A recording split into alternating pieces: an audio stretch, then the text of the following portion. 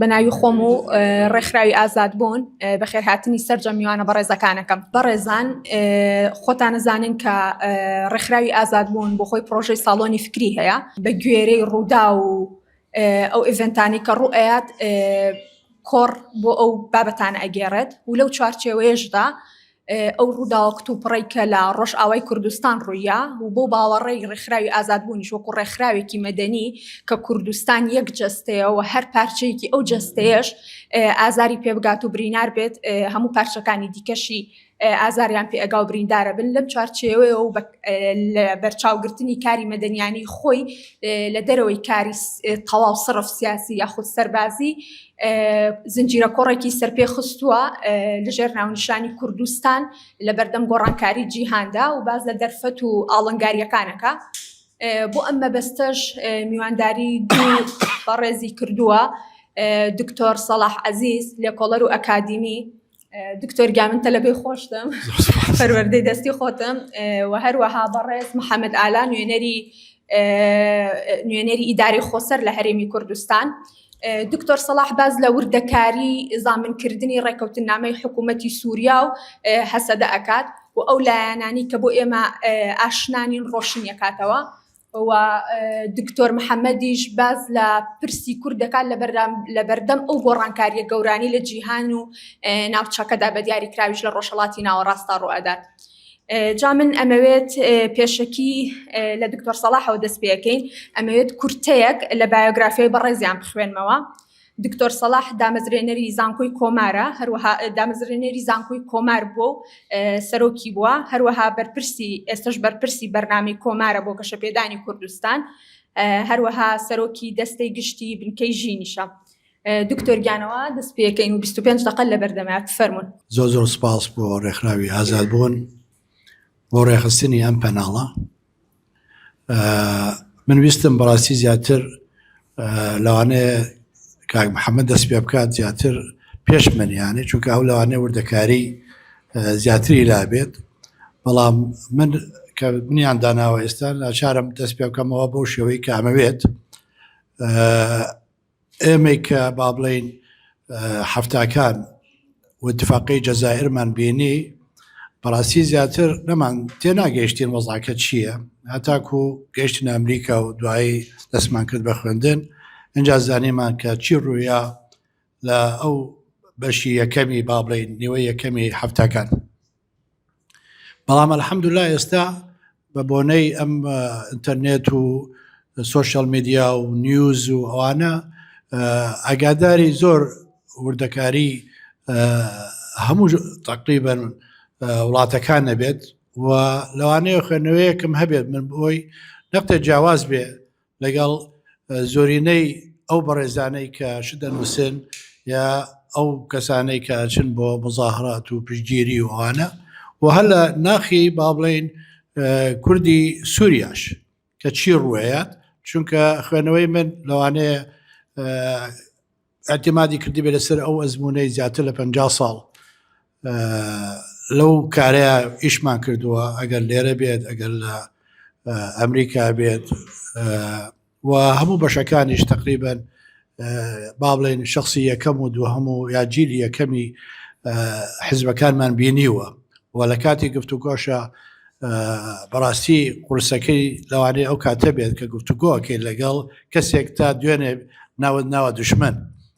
جا دوای ئەوە کە دانیشید لەسەر یەک مێز و هەوڵەیە گفتوگۆی لەگەڵا بکەیت و بگەیتە اتفاق ئایا دووهەم ڕۆژ بەچی داێنیت و چۆن تەعاملی لەگەڵاکەیت، چۆن اتفاقی لەگەڵاکەیت و کێ ڵامنیشێ ئەوەیە. جامە لەوانەیە خاڵێکە زۆر قوڵ بێت و بە وردیش باسی بکەین ئێمە لێرە و دوایی بەجا لێن بۆ گفتوگۆ ئەگەر ویسمان زیاتر بە تەفسیل باسی کەین. طبعا من باسی قەسەد ناکەم چونکە نوێنەریان مابڕین لێرەوە توانێت باسی بکات و باسی مێژوش ناکەم، ئەمە زۆر مهمە چونکە زۆری ئێمە کاتەکانمان سەرفەکەین بە باسی شت کە زۆری نەمان ئەیزانین یعنی و خوێنومانەتەوە لە ئیتر کتێب بێت لە جەریدە بێت لە سۆشیال میدیا بێت. ئەوەی کە لەلای من گرنگە بەڕاستی کە بزانین ئێمە دوو خاڵ لەوانەیە تەماشای بکرێت. یەکێکیان ئەم ئیتفاقی کە کراوە چۆن یەکێک وەکو من تەماشایەکات، و دوو ئێمە باسی ضەمانەکەین. ئایا ئەم ضەمانە کێ و چۆن چۆنی تەعاملی لەگەڵاکەین. ئەدەن ئەمە دوو خاڵە، لەوانەیە زیاتر لەو دوو خاڵەش باز نەکەم لەم کاتێک کە هەمە. هیوادارم بتوانین نەختێک بە سەراحەت و شەفافیەت و بە واقعیش باسی بکەین کە ئەمە زۆر گرنگە ئێمە هەتاکو تێبگەین لە واقعەکە. تا ئێستا سێ یەک اتفاق ئەفوەر کراوە. جامە لەوانەیە کاک محەممەد ڕاستی کاتەوە دوایی یەک اتفاق کراوە کە بڵاو بۆتەوە کە دوو ئیمزای لەسەرە. دووهەم پێشوە بچمە دووهەم، یەکی وەکو من تەماشای ئەوە ئاکات ئەڵێن ئەمە هەردوو لە اعترافیان کرد بە یەکتری. یعنی حکوومەتێکی ئینتیقالی سووری هەیە کە ئەحمەد شەرع و دەسەڵاتەکەی هەیەتی، و قەسەدمان هەیە لەلایەکی ترەوە کە خۆی دانابوو لە کۆتاییە هیچ دەبێ ساڵی ئەخیر بابڵێن وەکو بەدیلی بۆ داهاتوو. بۆیە اتفاقی یەکەم اعترافە کە من و تۆ اعتراف بە یەکتری ئەکەین لەسەر چەند خاڵێک. زۆر باشە. ئەم اتفاقە هەموو کەسێک پێی خۆش بوو لەوانەیە، عەدا ئەوانەی کە لە ناو ڕێکخراوی ئەحمەد شەرع لە ناو ڕێکخراوی قەسەدیشە. بۆ چونکە تۆ کە خۆت بەدیل دائەنیت ئەو ناخوێنیتەوە، ئەتەوێر خۆت بیت. ئێدەن ئەمە 9 مانگ انتزاریان کرد هەتاکو بگەنە با بڵێن وردە کاری لە ئەو ئیتفاقە نەیان کرد. بۆیە ئەحمەد شەرع چی کرد؟ مەرسوومێکی ڕئاسی دەرهێنا کە هەموو داواکاریەکانی ئەنجومەنی نیشتیمانی کوردی کۆن جێبەجێ کردبەوە بەو قەرارە کە دەری هێنا. نزیکەی 100,000 لەوانەیە بێ جنسیە بێت، ئەوە جنسیەتان هەینێ. زمانی کوردی زمانێکی ئەسیلە، قەراری ڕئاسەیە، اتفاق نییە. ئەمە خاڵێکە لەوانەیە ئێمە دواییش باسی بکەین. خاڵی سێهەم لە مۆزوعی دەمج کە ئێمە ئەم هەموو مزاهرەمان کردووەوانە، ئەم دەمجەی کە باسێکرێت نە ئیتفاقە، چونکە هیچ بڵاو نەبوو کەسمان ئێمە نە قەراری ڕئاسەشە. میدیای سووری بڵاوی کردەوە، دوای بڵاوکردنەوەکەی هاتنە جێبەجێکردن، و ئەوەی کە قەسەد داوای کردبوو کۆن بەو ئیعلامە یەکلا بووە، و قەسەدیش دوای ئەوە جێبەجێ کرد. لەدەن ئەمە ئێمە هەتاکو بزانین بزەبت باسی چی ئەکەین لەم دانیشتنەیە، ئێمە ئەمانەوێ بزانین چەند خاڵ هەیە کە اتفاق کرێ لەسەری بۆ داهاتوو، وەکێ ضامنی چی ئەبێت. ئەمە ئەبێ بورد بینتیایە، چونکە من ئێستا ئەوەی کە نووسراوە لە سۆشیال میدیا بەڕاستی باسی ئەوانە ناکرێت. ئێمە بە شێوەیەکی عاتیفە بۆی چوین و پشتگیری و مزاهرە لە هەموو جێگایەک و هەوڵێن، بەڵام ئایا مۆزوعەکە چییە بزەبت. و ئێستاش ئەم هەموو تعلیقە و پۆستەی کە کرا لەسەر سەنەتەر گراهام بزەبت چییە ئەوەش. ئێمە کورد تەوان ئێمە هەمومان ئێستا کە دانیشتوین باسی مەوزوعێکی کوردیەکەین، هەمومان دڵمان لایەتی ئەڵێن خۆزگە چی بێت، ئایا ئەبێت چی بێت ئاخر، وکێ ئەو قەرارەش هەیەت. بەڕای من لێرەیە وشەی ضەمان، جا من نازانم ئەمە ئیژەکات یانە، ئەمە بەحەتەی یەکەم بوو کە باوەڕیان بە یەکتری بوو یا اتفاقیان کرد کە اعتراف بە یەکتری بکەن. ئەمەش هەویە و جنسیە. جا ئەم من ڕسمی جیازم دانا و سەبەبەکەشی چونکە ئێوە حسابی کە لە 1962 کە نزیکەی بابلين طبعا احصائيات نییە بەداخەوە 62 تا بابلين لە 62 نزیکەی 100,000 ئێستا لەوانە بوون نەتە 300,000 بێجنسیەن لاجئن اعترافیان پێ ناکرێت مافیان نییە مافی هەوڵاتیان نییە مناڵەکانیان بەعین نەشێوە بۆیە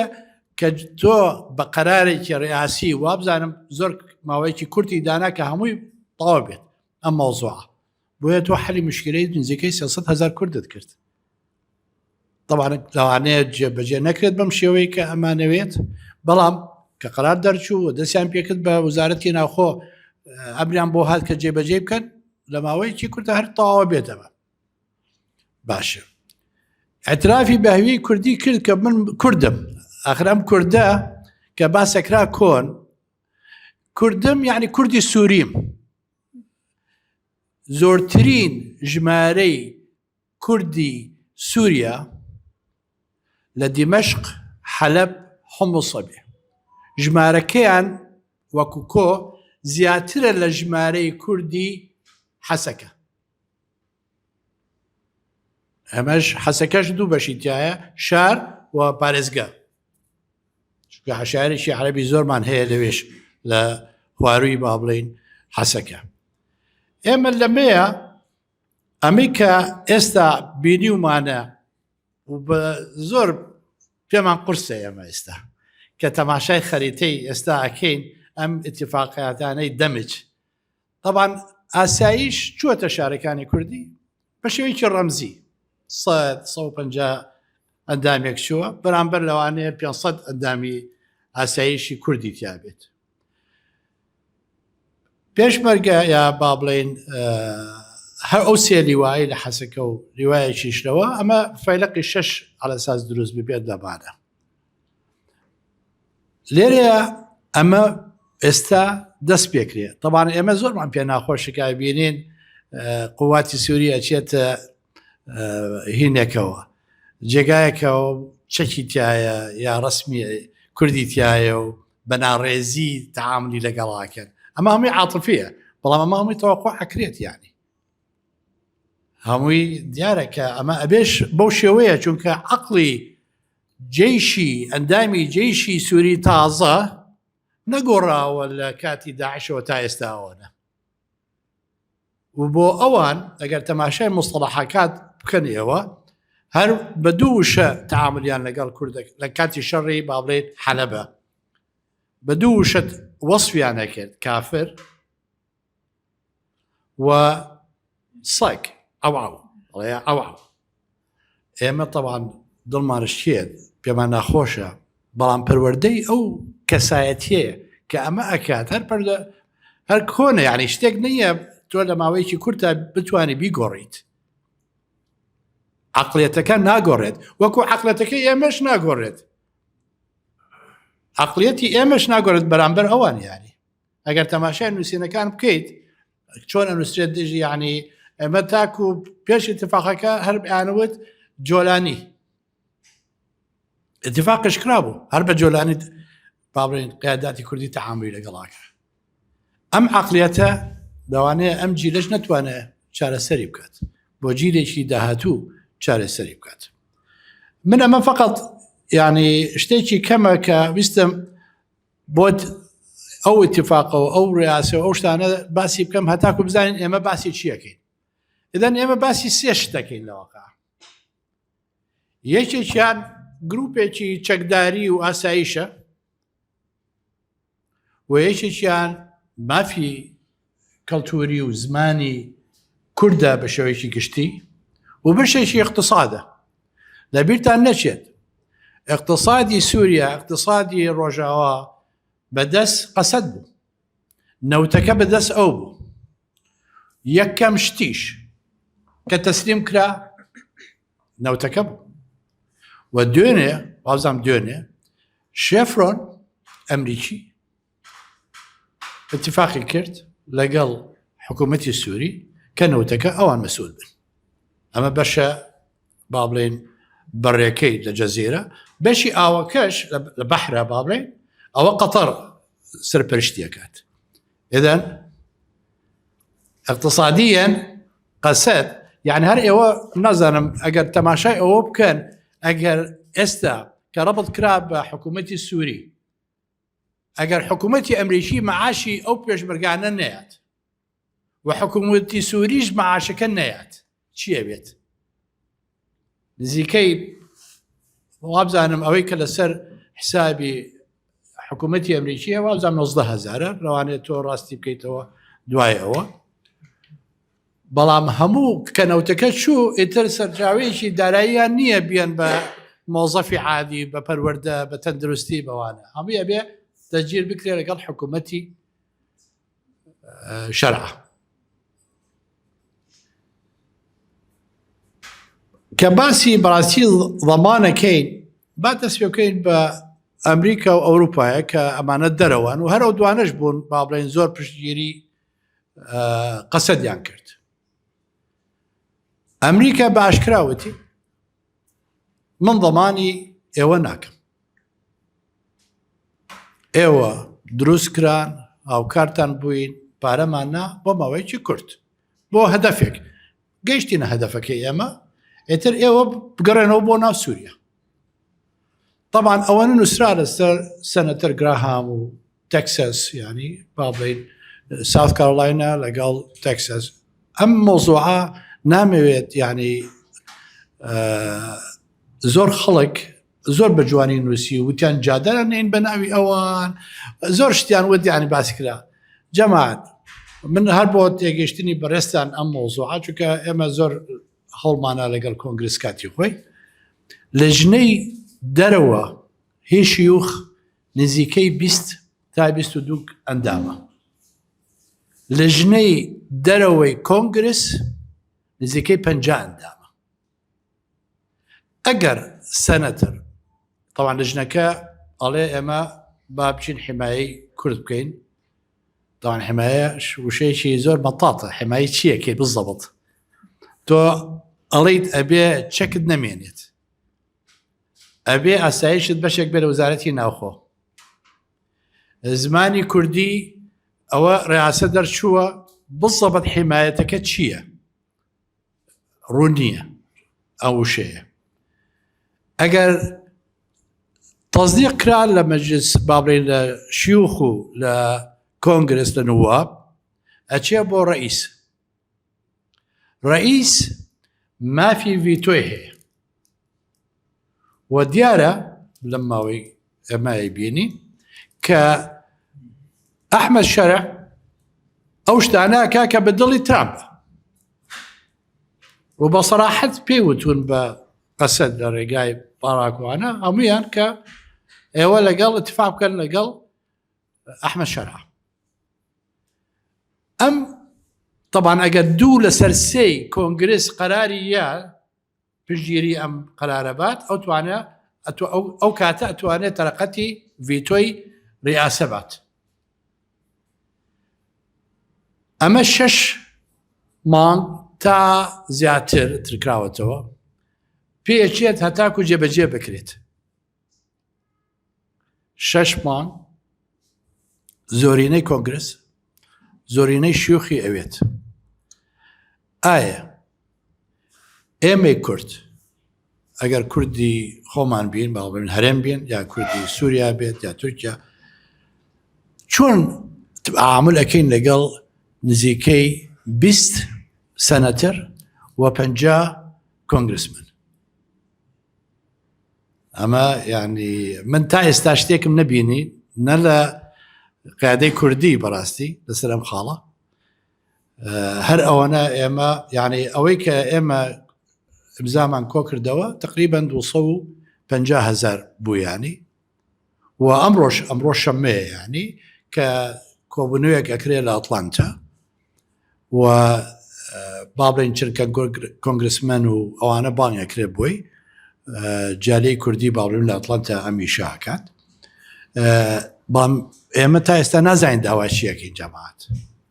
یان خۆی کێشەکە ئەو خاڵەیە کە من چەند ئەمەوێ ڕوون بێتەوە ئێمە چیمانەوێت چونکە هێزی دەرەوەی دەسەڵاتی سووریا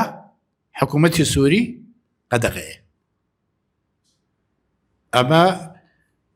با بڵێین خەتە سوورەکەیە. ئایا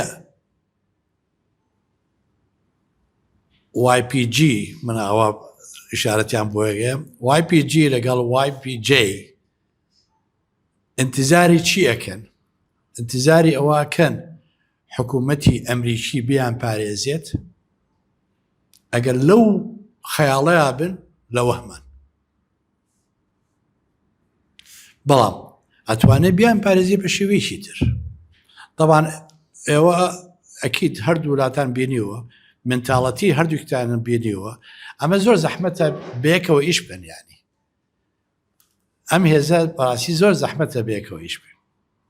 باشە، ئەمە ئەمریکا. ئەوروپا چییە کادەو حاڵەتەیە؟ ئەوروپاش هەر لەگەڵ مافی مرۆڤە ئەڵێ ئەبێ بیپارێزن، کورد بپارێزین. ئەوە وەزیری خارجەی فەڕەنسا دوێنێ کۆبووتەوە. ئەمانە هەمویان ئەگەڕێنەوە سەر ئەوەی کە ئێوە چیتانەوێ، دەوری ئێمە چییە؟ دکتۆر گیان پێ تاقەتمەوە نەبابە کورت. باش، اینجا هاتینە سەر ئەم دوو خاڵە و خاڵی ئیتفاق و سەرۆک و ئەوشتا. من یەکشت ئەوە بزانام دوێنێ پێرە کۆبنەوەیەکە بووین، باسی ئەومان کرد کە ئەبێ بە شێوەیەکی تر بیر بکەینەوە. ئەو عەقڵە تازەیە، ئەو بیرکردنەوە تازەیە بەڕاستی ڕوون نییە لای ئێمە و من نەمبینەوە لە قیادەی کوردیش، یانی هەروەکو خۆشمان، یانی هەر نەشم بینەوە لێرەش، یانی بۆیە نەشم بینیوە لە سووریاش. یانی تورکیا قبوڵی نەکرد و نایکات کە ئەم هێزە بمێنێتەوە بەو شێوەیە،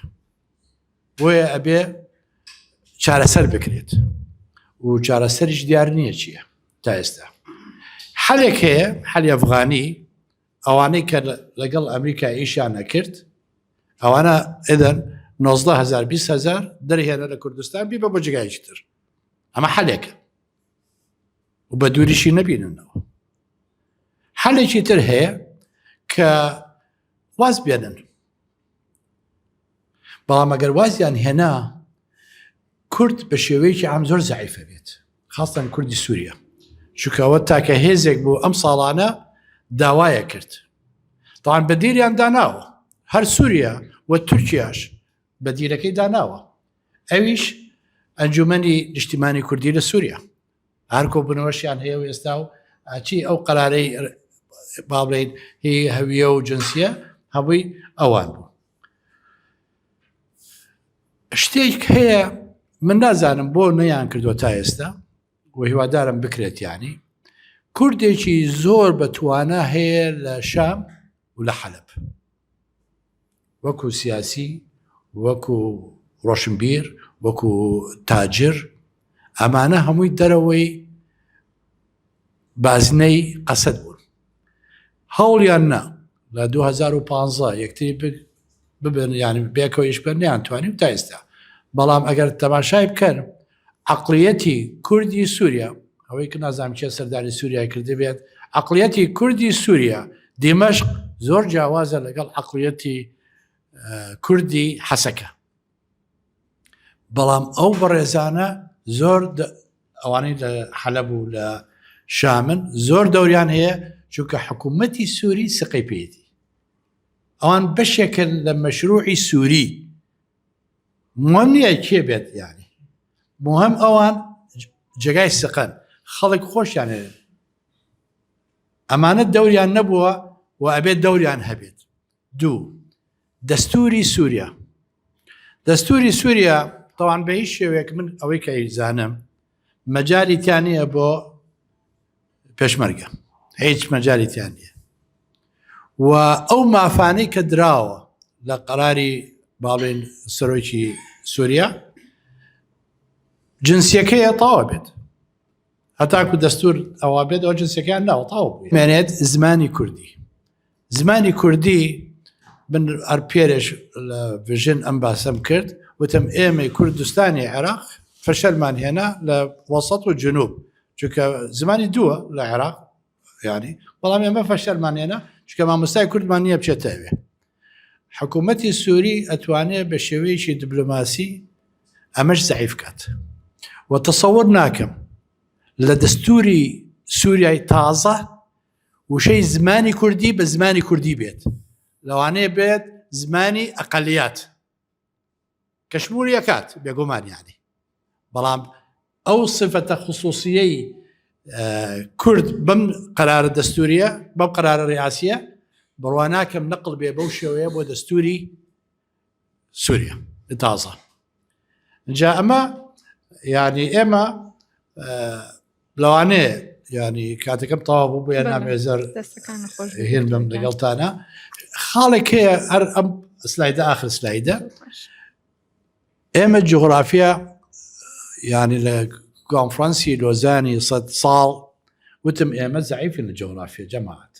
إما كباسي كردستان كين تاي استنازن بس شيكين يعني وكو ياسر عرفات كويستي باسي فلسطين كا اعتماد كده صار خريطي إسرائيل كياعتي إما تاي استا جغرافيا نازين شيء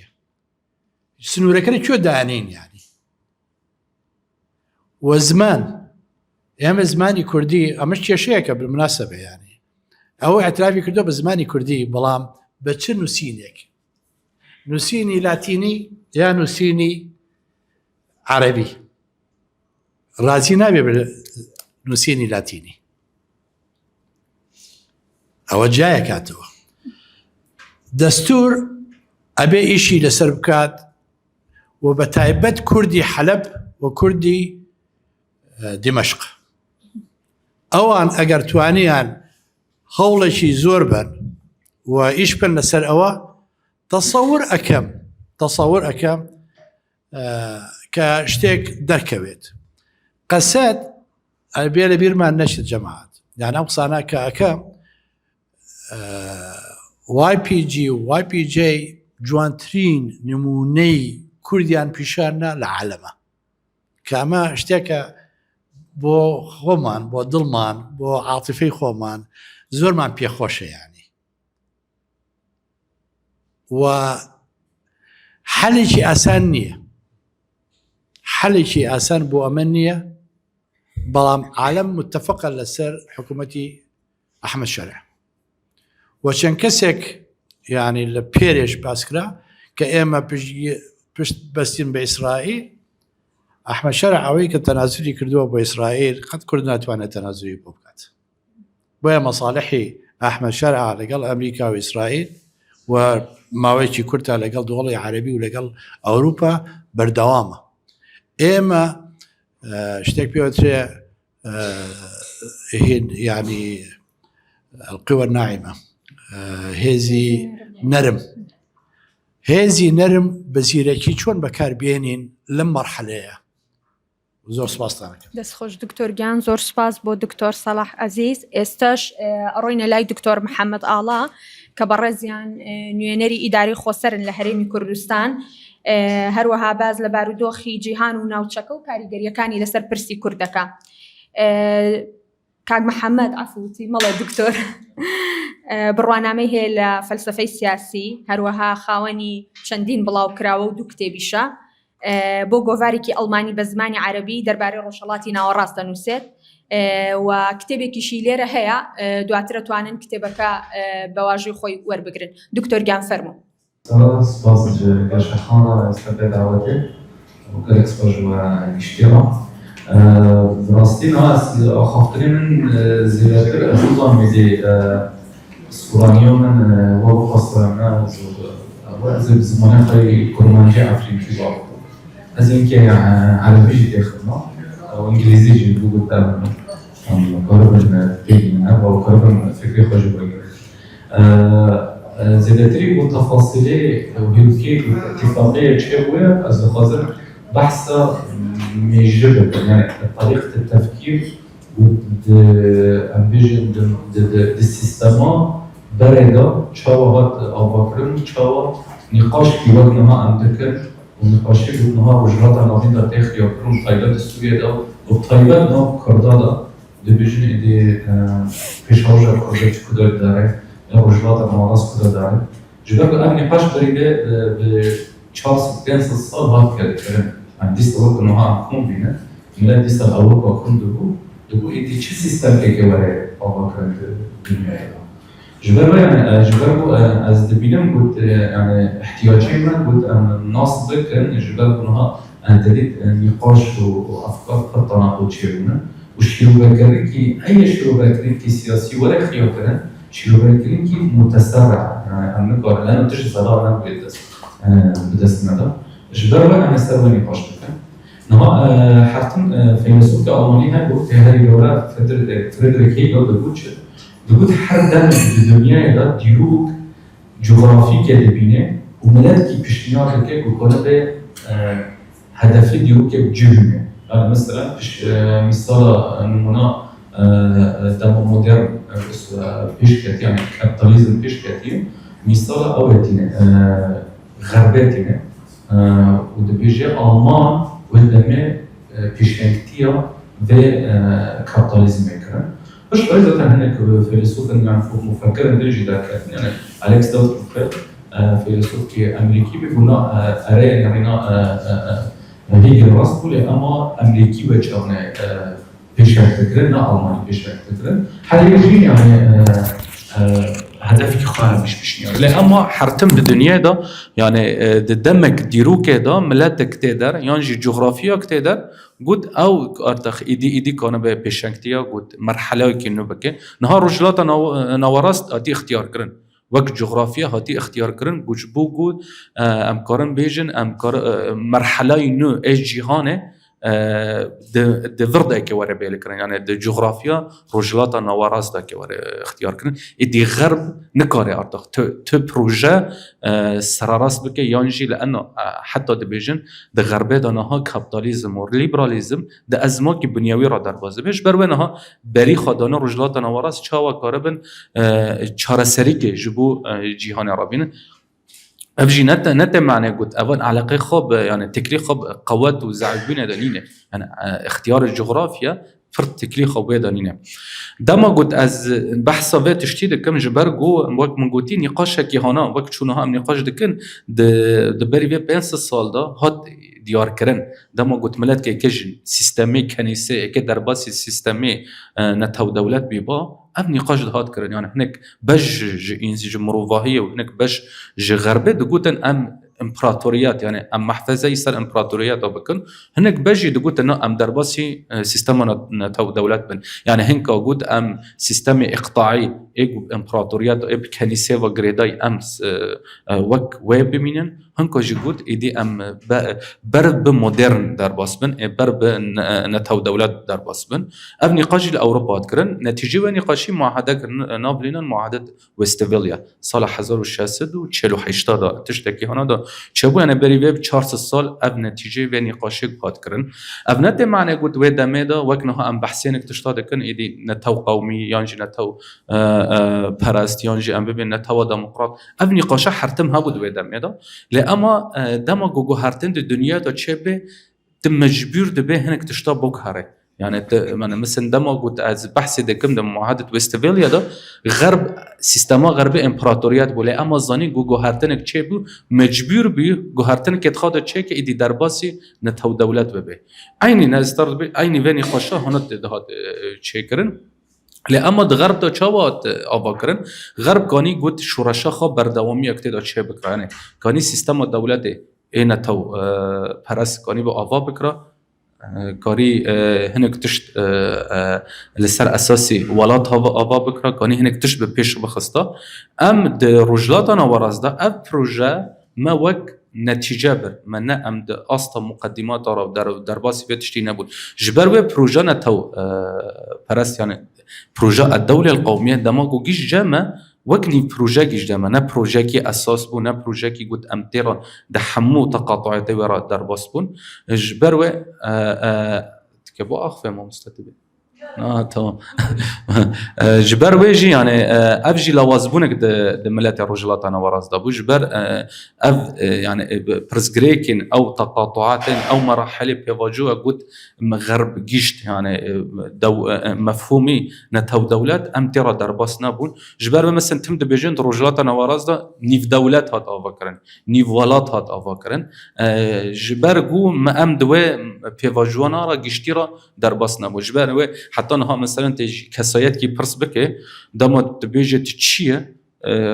پیناسای خالص سر اساسی نه دولت خود تعریف دکه مثلا تجي كي عرب برس كده بيجي از عرب نو بيجي اف دولة منه مثلا تجي كي كرد برس كده از كردم جبرجو خلالك يعني برسجريك ده بيناسا قد ام خد تعريف بكن ج دولات راحت افاكرن جبرجو مال دولات نان دنرين وقت دولات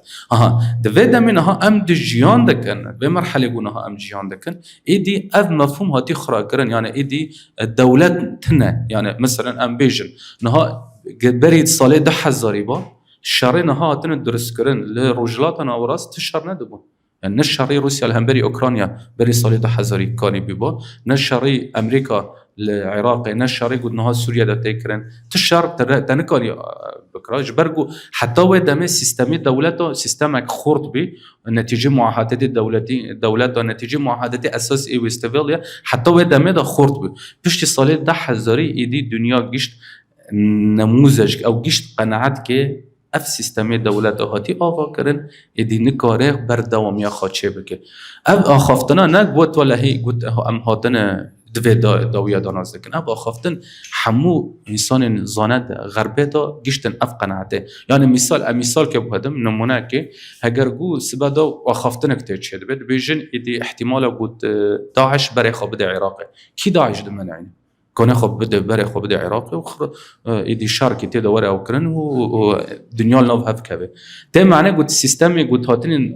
افاكرن اي دولتا سيستم ضعيفا جبروا خرطبونك جراغرك اف خرطبونا كي تشاوا تشيب ابنها ام ده برزغريك دان يعني دما قلت ام ده بيجن يعني نها اف جيزاتن في مصطلحات بر نهار رخنه بين تو ديمقراط دما قلت ام بحث دكن هنك تشت نهات نزلال كرنا قدام اقو ام بحث دكن ام ده بيجن ام دجي قومياتنا ما كاز دجي قومياتنا اب شعورك يعني فيلينج يعني فيلينج اوف نيشن يعني تنكونه تجهندري خدشاك يجد بيجي ازنا قوميات جيما لأما شكل قد تعريف كرنا تج قوميات ترى جنتها ترى هاتي جوهرتن تنكونه ضمن اطاري دولات تنكه يعني تنكونه ضمن اطار كي معين بكي واطار قد الان واطار بالذات هاتي لواسكرن جبر وينها ام سوريا دا او دروج آباد او كرد او دروجلاتنا وراز دا ام نهاد كاتن و برزغريكا ام کارن چه نموذجی اختیار بکن و امکاره بین پیشروجا خراب بیجن ایده امکارن لسر و نموذجی بمشن دوی دمیدا ام دکارن چه بکن یعنی چما ما و اتفاقیات دینا چما ما و رکفتنا دینا اف اتفاقی ما بس ما یک جي قد امكاره بن دبيجن بعربي دبيجن نائب النفس يعني ام خادين نياليكي ادي بلا ام خنكن نفط الشارع جبر جو نهاد تخا چه شركه دروجلاتنا ورازدا ادي تتك دچه تتشقص تقاربه محفظه سر خوابكه محفظه سر هنك سيستم خوابكه محفظه سر وجوده خوابكه دوكا كونه بردوامی خدا د پیشروج د چه بگه جبر و نقاشا هری د سپیکن يعني اليكس دوتكوفيل فيلسوف كيف امريكي بيقول امريكا بي دولته يكم د دنيا د نجبرغو تكنولوژيا خو مكرمو جبرغو قد شرعيه كي جهان دو اد دي جهان دو كاني خو بكرا ياليك يعني كاري رنگكي نمباشر تكتب نفس صراعه جبر وينها ام يعني هنكي ام ذكري خو بالشغلين بري سالك اوجلان رابي قد ايدي پکک نمو پکک گرک چک دینه ها اد دي چه بو قد ايدي گرک پکک وکشه انا هاد دبيجن چه دبيجن گرک رکفتن وره او کرن يعني رکفتن بجبه ويدي آشتيك دروج آباده چه به ده معنی قد ام يعني تشتك هاي قو گرک کرد خنک نف صراعاته قد نها دروجلات نواراز داد تين آواکرن اف صراعاتني هنك او لپش يعني قمپلوك لپش تشتكي مازن لپش قو کاربن رنگی ام کارن دیالی سیستم خدا كاربن دوري رول خابليزن زيادتري جو ام بن ياليكي نفس رعاته ده يعني مثلا تركيا ودولات انها ما بس طواناش به شريط شبه شارك نابري عرب وكردات شبه شارك نابري يعني ام بيجن بكاتا ينقود د سوریه دا جیان دکن دخواستن شارکی ود درست بکن لأما اف گاوین گونهات رای کفتنی دا هاتن آوا کرن ما کانی گوت ما خواه شر دور خسته با و ایدی شر نلیالی ما دا چه به یعنی ند ناف کردا دا چه به و ند جغرافیا کردا دا چه به جبر و ام دکارن بیجن اف نهار حتبونه که دا ما گوت ام کارا بنسبه دا چه بکن براسی گوت اف هنک رخنه پرکتین سر مجاره گوت رای کفتنه و در و دبیجن اشتا ایدی مسئله نتاوی و در از تولیم طبعا لأما قد هگر گوت پروژه ریوبری خسر در راست تماشا بکه و راست بخوینه ده ببینه گوت اساس ریوبری خسر نل اساس نل سر مبدئی گوت حدود وره هادی آبا کرد ریوبری خسر دخال تخاتنه هنه یک چاوا گوت از چوا که برای خستن بکم دیالی وی سوسیولوژی دا دیالی وی اخلاقی دا دیالی وی سیاسی دا ده هزی قوات جناف خایبن اف دمجارنا قب دستا کتن ریوبری خسر اعلان دکی ما يعني افرض بريا خسر ریوبری خسر قد هر حقیقته ويت ببینه نگوت تجاری نگوتی از يعني از پرچبونه دخوازم نه تجاری نگوتی از سیستم کی نیزی دولت دخوازم ده بیجه سیستم کی دموکراس اکانبم ده دولت که دموکراس دا عقد کی اجتماعی نابره چواکی دا نابره دولت دا چکم لسر اساسی عقد و عقدی چواکی عقد الاجتماعی چواک خواب بپارزه و چواک خواب ریخستن بکی دما گتاوه دخالنا بجهانین قوات بشتابی تنظيم آتابو إدي تبي ریوبری خسر نه يعني تم معنى ریوبری خسر و دولت تبلي هبده کار دکن نه یک جدا يعني ریوبری خسر نه دولته اب عقد کی اجتماعی نابرد و دولت دا چه بلت سر و اساسی و عقد اجتماعی ایدی تخو برای خستن دکر جبر چه تخو برای خستن دکر جبر چه تدخوازه ریوبری خسر تو وقت پروژه بکنه جبر گوت زانه گوت سیستمی دولته که حقیقتا موافقه یکی گشتی بش خرابه جبر گوت جهاز القوة أو جهاز العنفي أو يعني أم ببين أو قوات بدس دولة ده ما قلت خبخار خستن بك أو ده ما قلت قوات تج إيه إديت الدولة فالا تردخه تشوفاكي خا محفظة دك جبر وأسيان از حرتم دبيجم هجرجو ریوبری خسر که وری آواکر ننها هاتی آواکر يعني ند ویر کفتنه ده هاتی آواکر بر نه يعني تکاره بیجه نوک ام دخوازن ریوبری ننها هات آواکرن جبرگو یک جی شرعیت خبر ده دولت هنك ضمانات يعني مثلا ام بيجن دكتور جهاني خيان يعني اف مساله كونغرس و لواندني كونغرس دخوازن ما بس طوانا هنك شرعياتي حقوقي بيالي كرداخل اف تمام دبي ها ايدي ام دبكون بيجن يعني اوا يعني غوفا یکم گو ام باوینی و دسپیک مرحله اینو ابنها امنها تداشیان دکن ام کاربن بیلن افر کفتنا شواز کی خواهی چواکی به شواز کی خواهی سیاسی نو به شواز کی خواهی جدلی نابرا ما و دولت داوه جبر گو شکلی کفن گوت متی داشیان دکن من نیف دولت یعنی ارمه دو گوت ریوبری خسر اما دو واقع دا موک فصل کی چیکر بنا برای خود دولته اف تشتا ندبو جبرگو يعني تشتي مد خاص وتشتي سر واقع شيء دبو تناقض بهفترا دردكت نها ام دكارن بيجن ام كتن مفاصله دولته ودولجي كت مفاصله ما ايدي مجار السر مدمنه هاگر گو ام پروژه خا بکنن ام کار بم پروژه خا برنگ کی تنظیمی برنگ کی سیاسی کار بکنن ایدی ام کارن دم پیش بسر بکم جبر وجه يعني چقاسا کرد به مرحله دا کارب خادین یالی کی دوری صراعتی عسکری که و قصه کنه دمی پیش خب حزب که یعنی کنه دمی پیش هم ببین دیالی سیاسی او اخلاق او تنظیمی او ویتش نده کنه خازیده تر و گورتر خب حزب که دما گود خود نفس صراعتا که دما گود ببه یالی کی شر یعنی اجبر وینا ابنی قاشه یک دویل سر راگاندن در کدی چما مثلا کردا شرح حج شعبی نک مزتن دخوازن کرد ببه یالی کی او یالی کی صراعین ها در رجلات نوراز ده من دخوازن کرد یان ببه دیالی سنیا که یانج دیالی ام بیجن شیعه که یانج دیالی اسلام رادیکالی که اف دخوازن گود کردا بکنن دما ما گوتی نا ام نخوازن شر وانا بکن نه ده معنی گود ام فقط ام نابن عسکری خیری خو یانج ام نم مرتزقه ده معنی گود ام زانن استراتژیا که جمره ام زانن پیش روزه که چه ببه یعنی ام زانن پیش روز ایدی قائم للسر اساسي صراعات او ام تقاسي خطف لي صراعات بكن وقصه زيدا ام تنادبل جبروه افنها به مرحله نها امتدا چقاز کرد کانه به رنگ کی نتوی در دوری هفته کم به چل باشور ده لحرم کردستان روجاوا ده کانه به رنگ کی سیاسی نو به پیش بخه و کانه به خاف در عین وقت دا دوری صراعات که به لسر و اسه کانه به استراتژی خودینه ج پیش رو جرا او کانه سرکفتن خاطشه که جبر و یعنی از حرتم ام دبین اف مرحله که حساس مرحله که هگرگو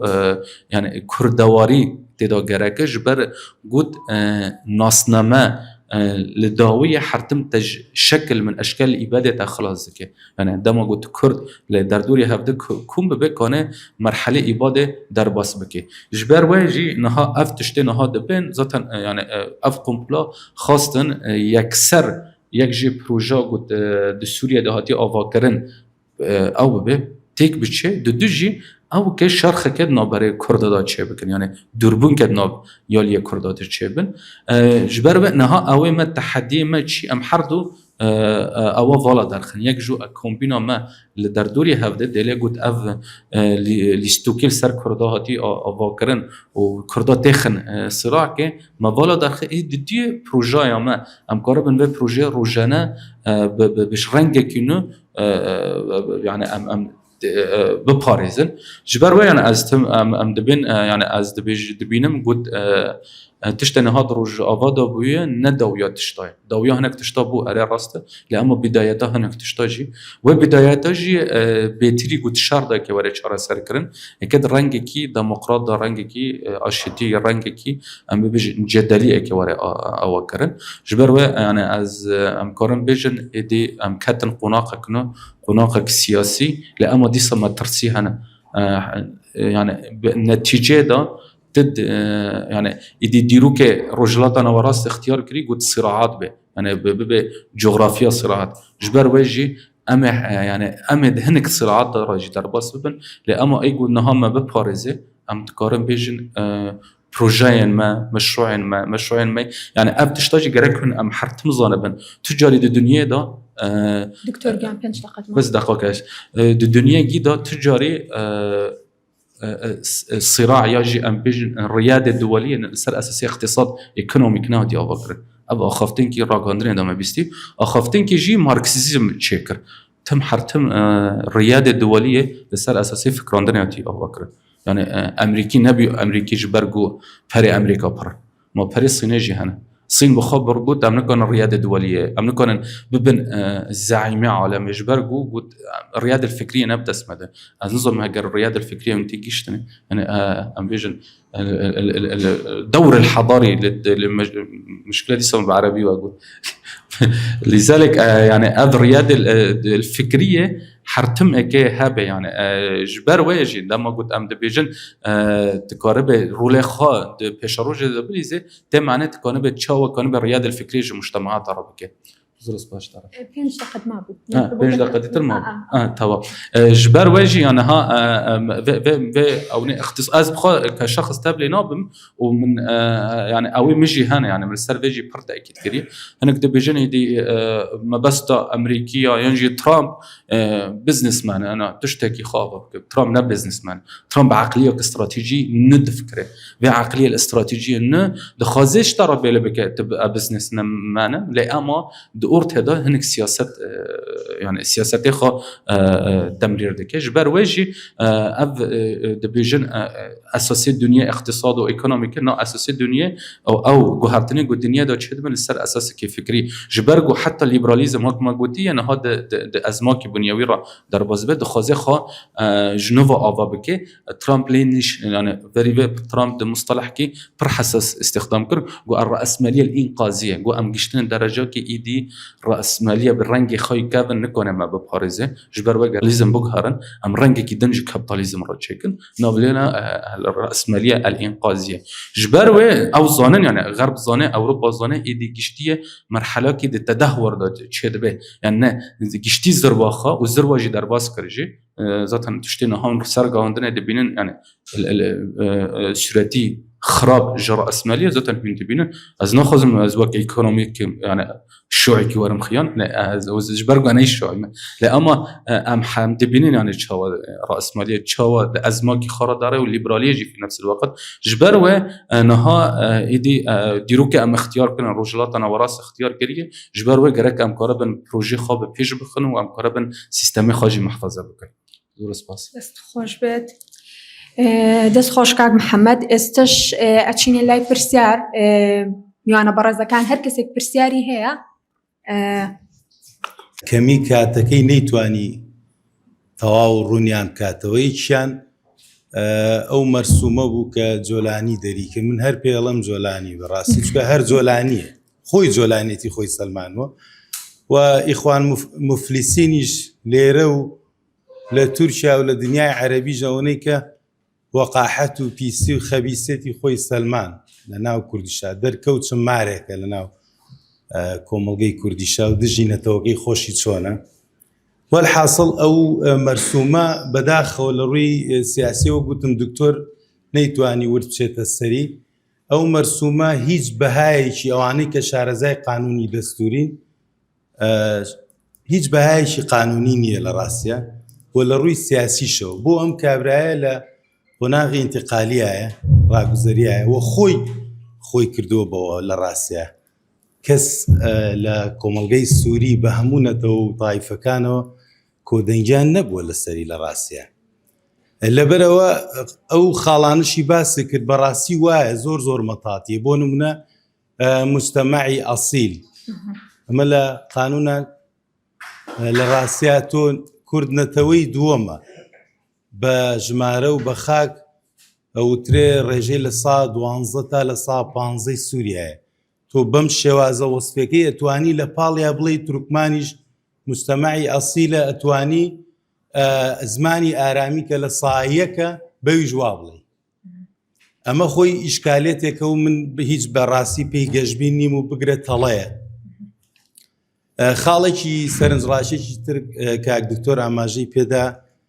کوردی سووریا لە نێوان ڕۆژاوا و لە نێوان دیمەشق و حەلەب و حەما ڕاستیە ئەو کوردی دیمەشق کە ئەم دکتۆر باسیەوەی کرد ئەوان زیاتر سووریانەتر بیرەکەنەوە ئەمەش دیسان تەڵەیە ڕاستە لە ناوانە ئینسانی ئەکادیمی هەیە ئینسانی دیموکرات خواست هەیە ئەوەی کە ئانەوێ و داوای مافکە لە ناو چوارچێوی سووریایە بەڵام لە ڕاستیە ئێستا ئێمە بینیمان لە ڕاگانی سووری و تۆڕە کۆمەڵاتەکان کام کوردی سووریت بۆێنە پێشەوە نمونەی ئەوەی لە باشووری کوردستان دووبارە تا محەیدین مەعروفەکان و تا یاسین ڕەمەزانەکانە بۆێنە پێشەوە ئەگەر پرسیارەکان نمونونەکانی بۆێنە ژوورە لەبەرەوە لە ناو ڕژەمێکی شاکە گروپێکی تیرۆریستی باڵا دەست بن ئەو کوردەی لەوێش بیەوێت تعبیر لە مافی کوردکە بەڕاستی ئەمە خۆی جێی پرسیاری وادارم دکتۆر ڕوونی کات ئەوان چۆن ئەتوان باسی بینای سووریایەکی نوێ و دەوڵەتی مواتە نەکەن چکە ئەوان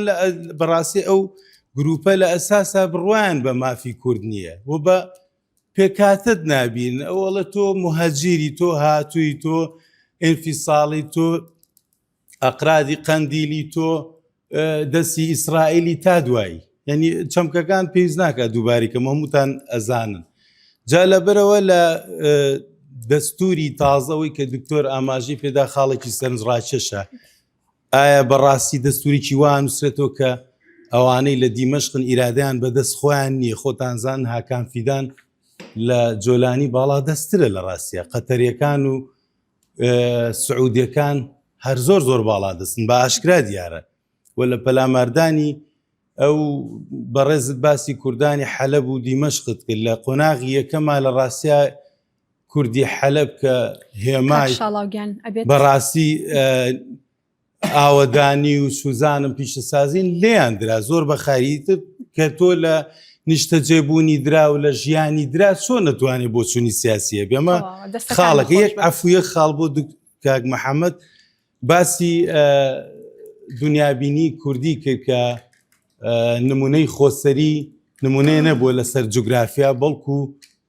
دنیابینی و پارادامێکی سیاسی بۆ لە ڕاستیە بۆ هەموو سووریا ئەمە زۆر ڕاستە بەڵام ئێستا ئێمەی بینین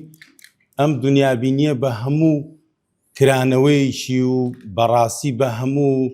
پێوەرێکی کە ئەزمونێکی سیاسی یەجگار ڕاقی بوو بۆ سووریا بە هیچ زۆرێ دەست نایە. هیوادارم لەسەرەوە بۆ تەحەدیەکانی قۆناغی ئایندان ڕوونکردنەوە بە. زۆر سپاس. بسم الله الرحمن الرحیم.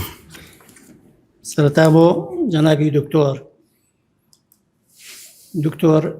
دانوستان جەناب دەزانێت چییە، شتێک ئەدەیت و شتێکی شەستێنی. کوردی سووریا چی داوە و چی سەمدووە؟ ئەمە پرسیاری یەکەمە. دووهەم، ئایا مێژوو خۆی دووبارە ناکاتەوە وەکو ئیتیفاقەکەی ساڵی هەفتای ئێمە لە جەزایر لە ڕێکەوتنی شۆڕشی کورد و حکوومەتی مەرکەزیە کە ئەڵێن نوسخەی ئیتیفاقەکە یەک نوسخە بووە، هەر لە بەغا بۆ نوسخەکەواتە ئێمە هیچ شتێکمان بەدەستەوە نەبووە لە ڕووی قانونیەوە بەرامبەرەکەمانی پێ ئیلزام بکەین. ئەمە دوو. سێهەم، ئەو زەمانەتەی کە باسەکرێ ئەمریکا ئەوروپا ئایا ئەو زەمانەتە نووسراوە یا هەر قسەی دەرەوەی قسەی تەلەفۆناتەوە و شتێکی ئاوە؟ ئەمە سەبارەت بە دکتۆر. بۆ کاک محەممەدیش، کاک محەممەدجان، ئایا من ئشکالێکە بینم لە مستەلاحێکی باش کوردستانی باشوورە، باشووری کوردستانە. ئێمە لە هەموو ڕاگەاندنەکانمان ناڵێن کوردستانی ڕۆژ ئاوە، بەڵام ئەو برایانە خۆیان بە ئامان و زامان ناچن بەلایەک ئەمە کوردستانی ڕۆژاوا بێ، لە ئەدەبیاتی شاتیایە نییە. ئەوە تا کاک محەممەد فەرمووی ئەم ئۆتۆنۆمیە یا ئەم شتێک کە ئێستا ئەماندرێتێ نە قەومیە نە جوغرافیە نە ئەوەیە دموکراتیەتێکمانەیە بۆ سووریا کە ئێمە شتیا جێگەمان بێتەوە. ئەمە یەک. دووهەم، ئەو ڕێکەوتنەی کە لە گەڵ شەرعا کراوە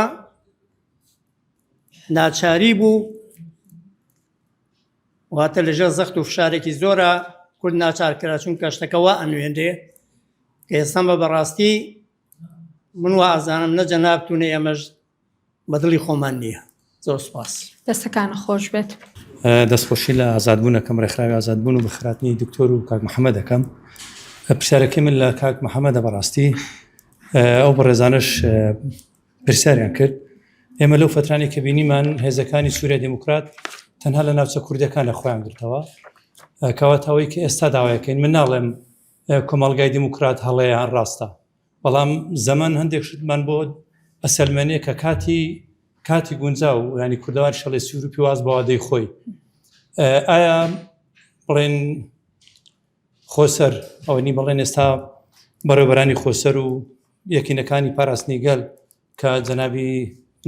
کاک مەزلوم سەرپەرشتیانەکە دوای ئەم ئەزمونە چی بۆ دەرکەوت و ئێستا ئێمە لە بەردەم کرانەوەیەک داینە ئەنجومەنی کوردی سووریا ئەنەکەسەش سەردانی دیمەشقیان کرد و من وەکو کوردێک و متابعێک وەکو نووسەرێکە نازانم ئێستا ئێمەی کوردە سووریا چیمانەوێ. ئەمە پرسیارێک کە بەڕاستی یانی بێ لەسەری بۆستین چکەوەی ئێمە داوایەکەین ئێمە وەکو کورد لە ڕۆژ ئاوا یان بڵێن ئەگەر قوڵتر تەماشای بکەین وەکو بیرۆکەی ئاپۆ و پەکەکە ئێمە ناتوانین ئەمڕۆ ئەم جیهانی بینی خۆمان فەرزکەین یان لە مەجای دانوستاندنی شایشی لەسەر بکەین کەواتە بێ ئێمە بە خۆداچنوێ بکەین. و من پرسیار لە بەڕێز یەکەم ینی بەڕاستی چیمانەوێ و بەرنامەی ئەوان لەگەڵ ئەنەکەسە چیە چۆن بتوانن لەم قۆناغا کورد یەگرتوو بێ، چکە ئێمە سێ بەشمان هەیە. ئەوەی کە ئێستا تەئیدی ئەزمموی بەڕێوەبەراتی خۆسەرەکە یەکینەکانی پاراستی گەل و کە لە بڵێن لە پەکەکە نزیکە یەکێک چەند ئەنجومەنی کوردی سووریا کە لە هەولێر دانیشتن و چوون سەردانی دیمەشقیان کرد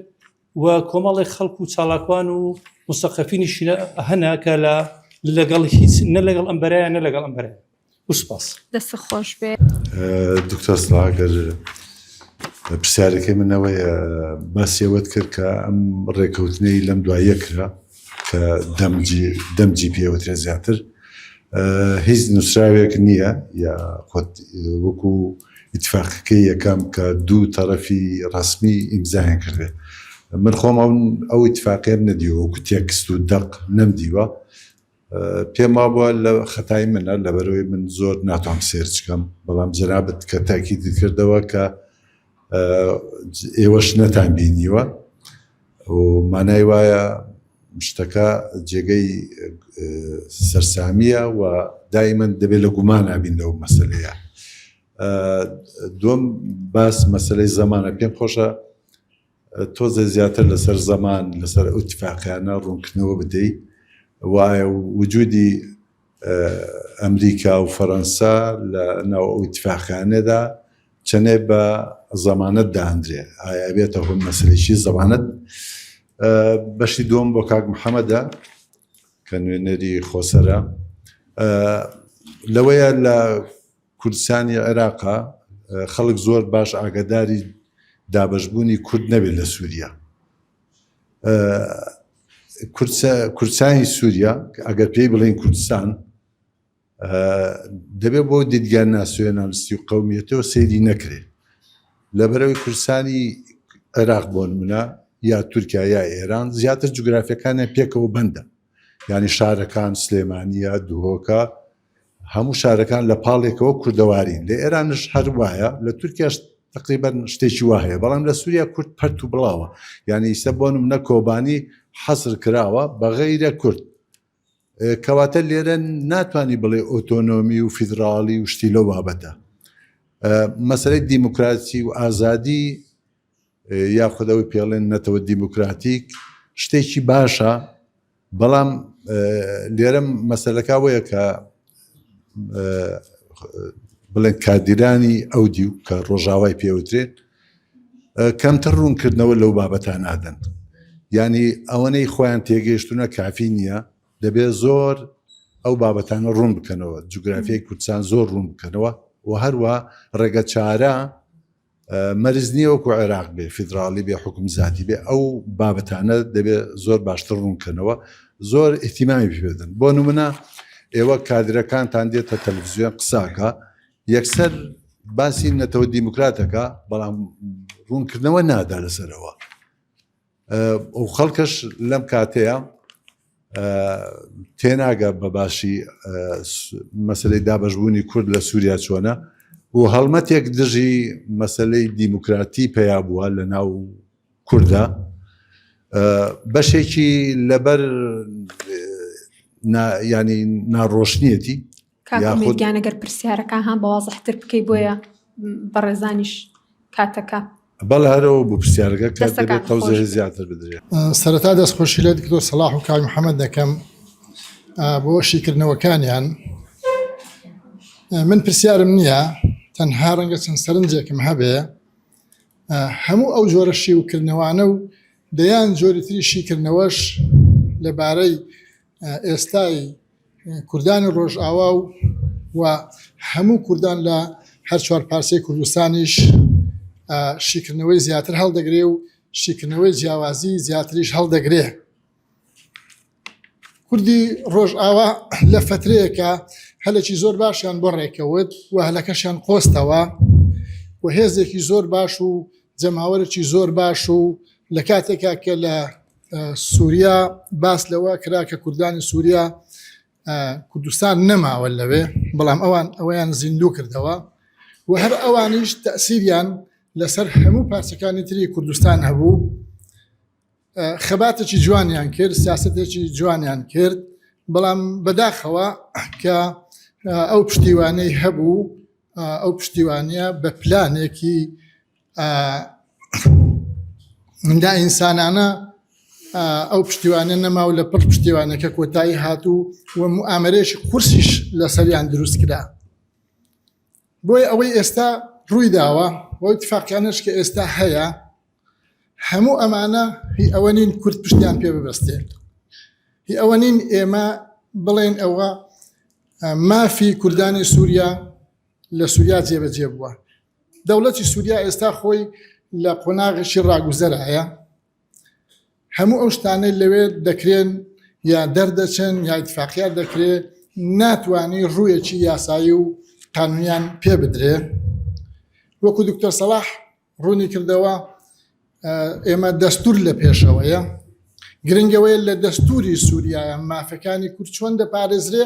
بۆی بتانی بە یاسا پشتگیریان لێ بکەیت. ئەوەی ئێستا ماوە بۆ ئێمە تەنها ئەوەیە ئێمە تەنها زامن خۆمانن، تەنها زامن کوردستانی سووریا خۆیانن قەسەدە خۆیەتی هێزەکەی خۆیەتی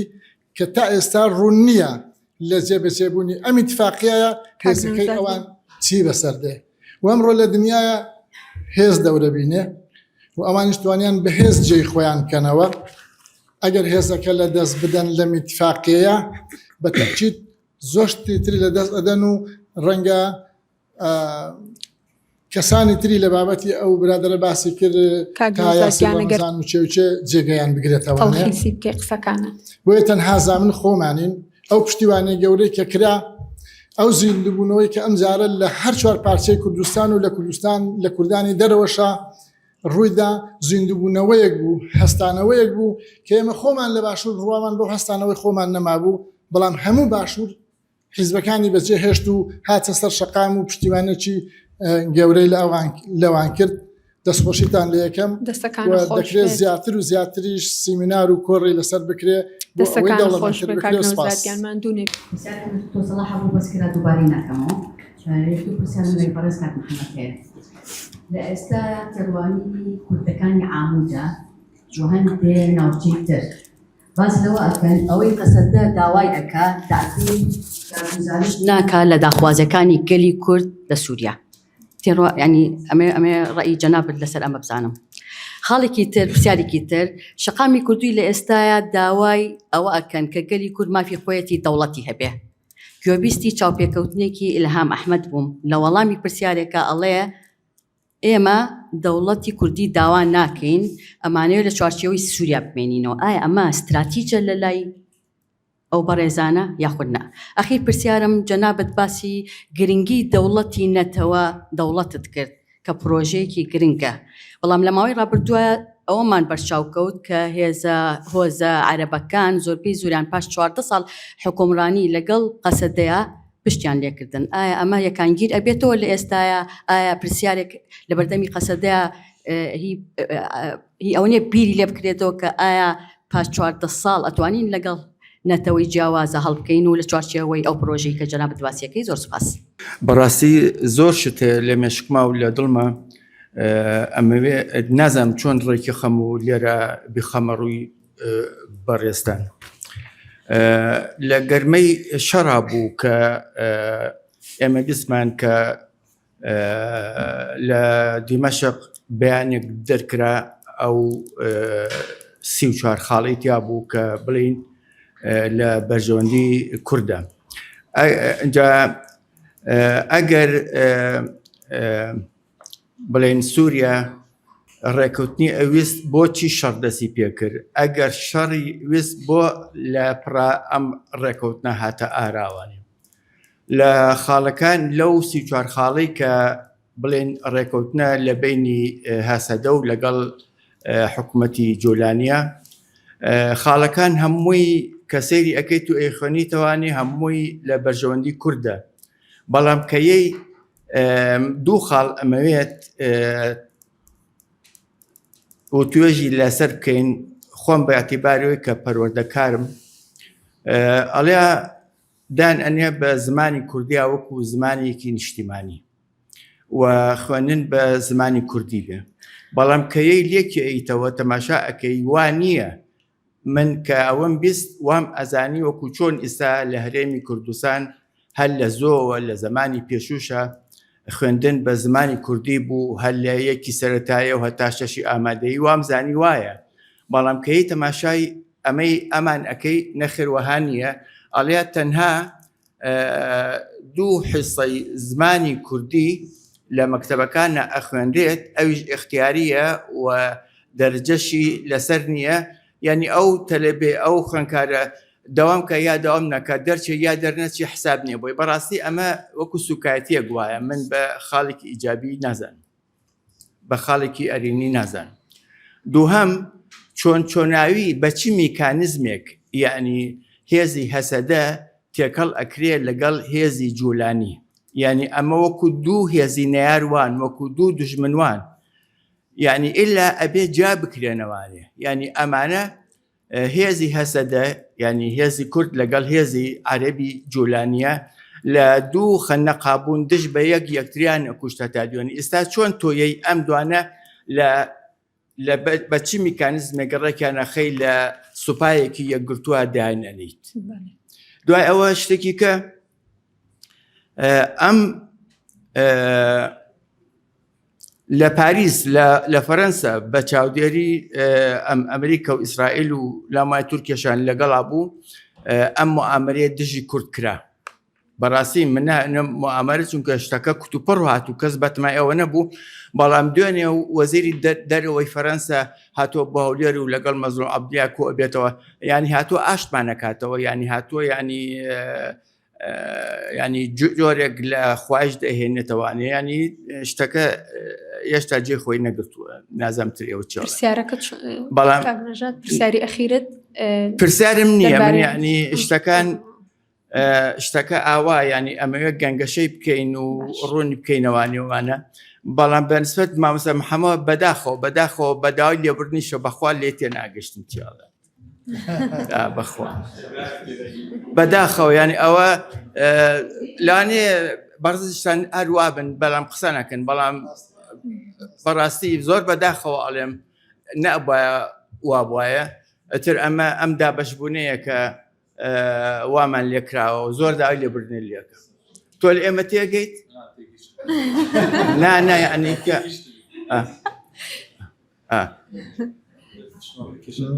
برادرم هەیە وەکو بەڕێزێک کە قسەی لەگەڵەکەم زۆر بەداوای لێبوردنەوە ئەم جاژەڵم تخوا با بە عەرەبی قسە بکەین، ینی ئەوە نقطەیەک خاڵێکی لاوازە لەبین هەردووکمان.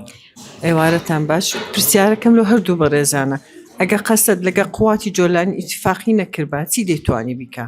ئایا شەڕکردن حەلەک بووە بەرامبەری، یان ئەگە ئەو حەسب ئەو ئیتیفاقی کردیتی لەگە قوواتی جۆلانی لەوەی زیاتر دەیتوانی بەدەست بکەوێنیت لە شەڕ، یان زیاتر خەڵک دەڕۆیشت و دەمرد و ئاوارە دەبوو؟ یعنی ڕاستە ئەوەی کە پێشکەش بە قەسەد کرا زۆر ناخۆشە، وەکو کورد هەموو پێمان ناخۆشە، بەس وا بزانم لە وەقتی حالی باشترین شتە بەدەستیان گەیشتە ئاوەیە ئەگەر ژوانیە چیان بکردبە. و پرسیاری دوێمیشم، قەسەد خۆی ئامادە کردێتەوە دەستوری سووریا ئایا دەبنە بەشێک لە نووسینی دەستورەکە، یان دەستورەکەی سووریا هەروەکو دەستورەکەی خۆمان دەبیتن؟ زۆر سوپاس. پرسیارەکەم ئاراستەی دکتۆرە، ئەوەی کە تێگەیشتم لای دکتۆر سەلاح حەلی سێم هەیە، ئەوەی کە لە دیمەشق ژین، ئەو نخبە مسەقەفەی کە لە دیمەشق ژین، بەڵام ئەوەی کە لای ئێمە وازەحە کە هەسەد لە ئەرزی واقعە لە بەرخودانە، لە بەرەنگاربوونەوەیە، لە شەڕکردن بۆ وجودی خۆی هەسەد کردوێتی و ئەجن تا ڕادەیەک. من خۆشم تا ئێستا ئەو پرسیارە ئەەکەم بۆ هەسەد داوای هیچ فۆرمێک ناکە لە بەڕێوەبردن بۆ هەر لەسەر مافە کولتوریەکان، لەسەر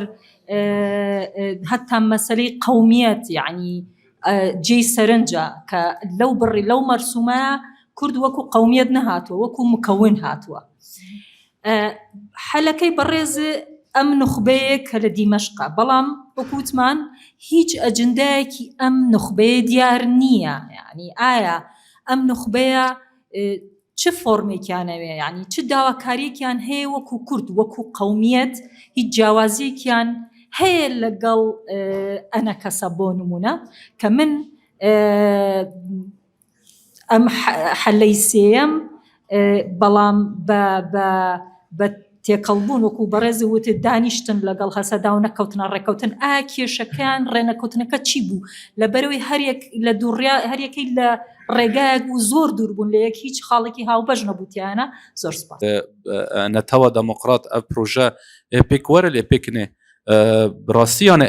مثلەن ئەم بێژن میساڵکیان بدەن ئەف زۆتە نە جرايا كم ديرو كده هانا تشدو مثلا شوراشا فرنسيا صالح 1798 دست بكر تمام شوراشا كيش بو ديمقراطيه بوش بو ازاديه بوش بو هناك تشبو كانجي ببروجات بجاني بشتي صالح 1660 دات فرنسا يعني ده معناه برد قناقرة در باس بو حتى قد بروجا لسر لنجا خاص سكني وبروجا بي بروجا قد نها تبحث غربة بك یک پروژه تنه خواد بینه پروژه یا دموکراسی و پروژه یا آزادیه ده معنی گوت اف تشتین ها روش آوا بویه نه تشتکی هما عرب و کردن تشتکی زور گوره بو يعني تشتكي دولات تدابون ميت تدابو سي اي اي تدابو امريكي تدابون اسرائيليين تدابون دولات عربة تدابون هذا يعني تشتكي قمبلوك بتشيبو عرب فقط اداة بون يعني عرب فقط كائن قرانين لأما بروجا نتي معناه قلت هلوشاندنا يعني جداويا هنك تشتاده أفتى معناه قلت هنك تشت إيدي جرك برجع ورن در باسكرن إيدي أم بزان بن يعني شوا في قمبلوا شوا في مؤامرة السري قلت في بروجا هاتي أو كرن لأما جرك أم دف هم راحت تشتي خبر ندن أم نبيجن إيدي ولا هي تي معناه قلت عرب خاين يعني جتي معناه قلت فلان خاينة أفضل الداوية عرب أدات بين يعني جيالي تركيا دا جيالي دولة هناك دولات وهات القرانين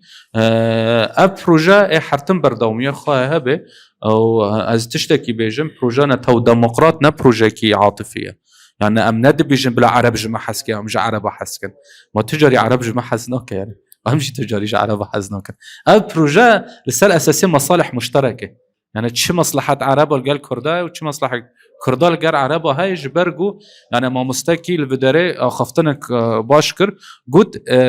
جغرافيا كردستان رجعوا نوكي باشورة يعني الجيوبوليتيك او الجيوسياسية درجعوا ده برزغريك قال ما هاي جبروا امجي مجبورا هناك تشطب عرب رابدن بالسنين يعني بروجانا تو ديمقراط مراجد باريزي ونجد باريزي جبرجو نها ازك هرم كوباني از مجبورم ده حتی گوت از پیگیم کوبانی هنگ دورین عرب هانه اگه تیرا در باس بب اگر گو از نکهم پیمان که وانارا اگه چاوا در باس بب مثلا ج کوبانی حتی عفرینه هنگ باجارین عرب تدا هن دورین عرب تدا ده معنی گوت يعني اگر گو ریوبریا خسر او نتوا ديمقراط اگر گو جهان گیدا نبل سوریا گرک لازمه گرک علاقه کی ندی دبیجن يعني علاقه کی تکلیک نابر عرب و کردال سر اساس که هبه گو کاربن کرد خرحت جی يعني حتى سر اوي جغرافيا تر قربن خرحت جي او خابه كان جبر وجين اف بروجا يعني نهم تشتكي عاطفيه يعني جي تشتكي جبرجو لوازبين كتير درباس بو يدي داويا بروجنا ترسيبه تماما ابي يقدد يعني برسقدن بو هاجر جوب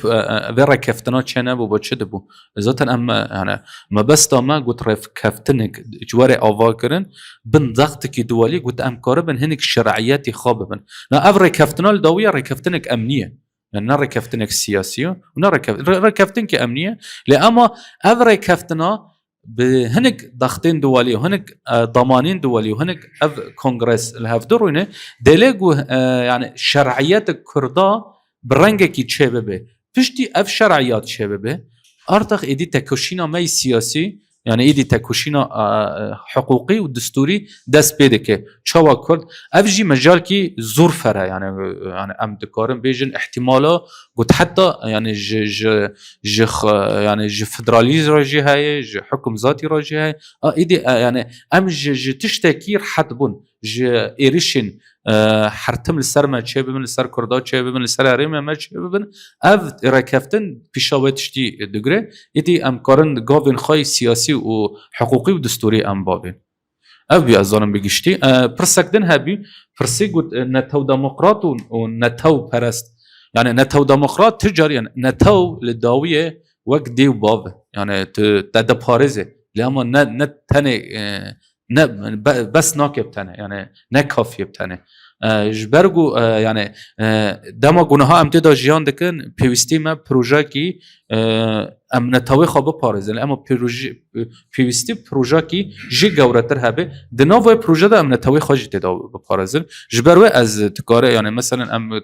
يعني دما تدكوي ما ترسيه كي تدفتلج ديو بابي خرال اما الداويه ديو بابته نكارن تشترا بكن يعني افج نتاوي شويه نتاو تد بارزه مازت انها دما ما انسحاب تشكر جهري من عرب انجدورن عرب ام چنه ناب جهه كرداش برگو مزاني ادي كرده متن كارن قد ام نفد يعني كونن قلت قصده بباريزن لأما بردمومية و دهنك مرحلة دا دهنك بوجوده أري كافية لأما تنكونه تم حرتم تعويلي سروي بكت بيجي إيدي از كونم نتوا خب في رنگي تنه باريزن جركت خبك بروجا يعني از مثال كي ديروكي جو راهينم قلت إسلاميتي تج عربا تدرخ جناب عربا تشج عربا دي منه تشنا منه عرب إسلام نينه ده معناه عربا وجوده خا هبونا خا بريا إسلامتية تشكر ها عيني وقت دا كرد بمحتاجي قد هبونا خا ببروجيك أوفا بك يعني فقط ببروجي نتوي دي نكافية تبى بارزة حتى أصلك اللي أما نكافية جبر وجرك بروجيك خا بخلقينه أو يعني أكتيف بك كات محمد كان خلوك ومن اللي تيجيشتم كأما بو أم قناعة بروجيكا وأم بروجي كي استراتيجية بالكو كريوكو جوليكي تكتيكي سياسي سيكين والله هر بس وجدوري يعني كان في السيارة لو تشاتشي وأبو أم بارادايم روشالات بارادايمي كي روج آفا بورا بارادايمي كي نيا ولقل أوش زوربي كورد يعني بجورة كان حسب خويت يعني طبعا مو خطوة دواي أو خطوة سياسية كأكريت بجيرت رونيا حذا كم هر أوا يعني بشان برزك بسيارة كان يعني كرد أوا خانتي قصد خوي أمد كردو بو دستوري سوريا وهر واكني خان أقدر جابين بسيارة نشوي وهر لحمات شارشة وشاي طبعا إلهام أحمد الله يبقى دولت ما ناوز وكرداني عموداش لما كاتالين قصة شعريني مناكا تمثيلي مناكا أمانة يعني إما أكره هربنا والله ما كان تو صار هذا يعني مقنع أبوه والله نارونية هي كزوربين السرطان جلو شوات شوي يعني أجر لا سربوي أو والله بيتوس فاصل براسيانة أو مثلا بيجن أم نخزن دولات أيون أم بخزن يعني هجر قلت بحث أول سر أساسي استراتيجي بكي يعني دسبيكا من قصة كريم وقلت إدي سيستم الدولة بربرو خاندنا داره يعني مثلا هيلو ترامب ده بيجح ما فهمنا قلت از كندا ببم أشكره ده بيجت ما فهمنا جزيرة جرينلاند بدم ده بأز دنمارك ببم ده معناه سيستم قلت يهدي أفكرن قلت دولات ورن باراستن ده صالة 1640 حيستا إيدي بيت اتفاقية نما ناب دولات إيدي دولات احترام ناكي يعني بجرسي لينارنا بجورة لينارنا يعني دما قلت روسيا هري أوكرانيا بسبب احتلال بك ده معناه ده بيجي إيدي سيستم الدولات السيستم كي بر بروخاندنة دشي يعني تنكون أنا بيجي العراق سيستم الدولات هاي بالتعريف الدولات تنكون بيجي مثلا تنكون بيجي لبنان سيستم دولته تنكون بيجي سوريا سيستم دولته تنا دولتي دينين البيع دما قلت إلهام أحمد ينجي أم دا آخذ نتى معناه قلت أم بيجن أم ديجي كردستان هنا نا كاس ديجي كردستان هني أب يعني أب يجو ديجي كردستان در كذا دجمنة كرداي أب جي أخفتن كي يعني معناه خدتنا لأما أم كتشوا كردستان خو آوا بكن جبرجو رنگ دولت اترو خاندن گره کم رنگ کیدن بفکرن به شواز کیدن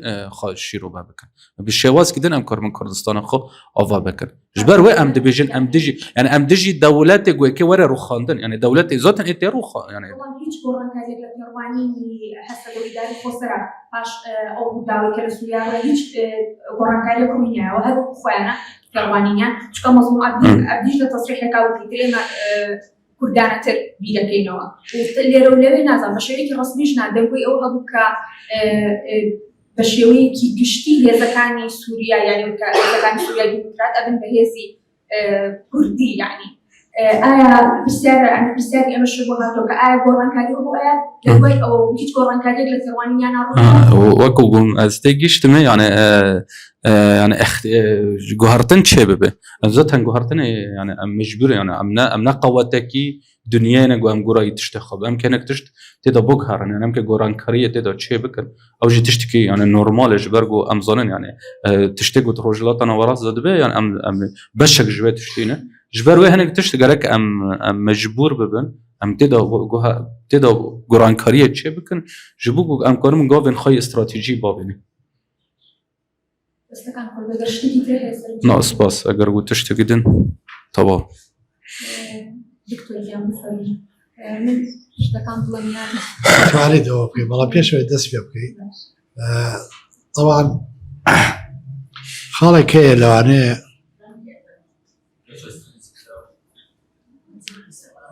خاڵێک هەیە کە زۆر گرنگە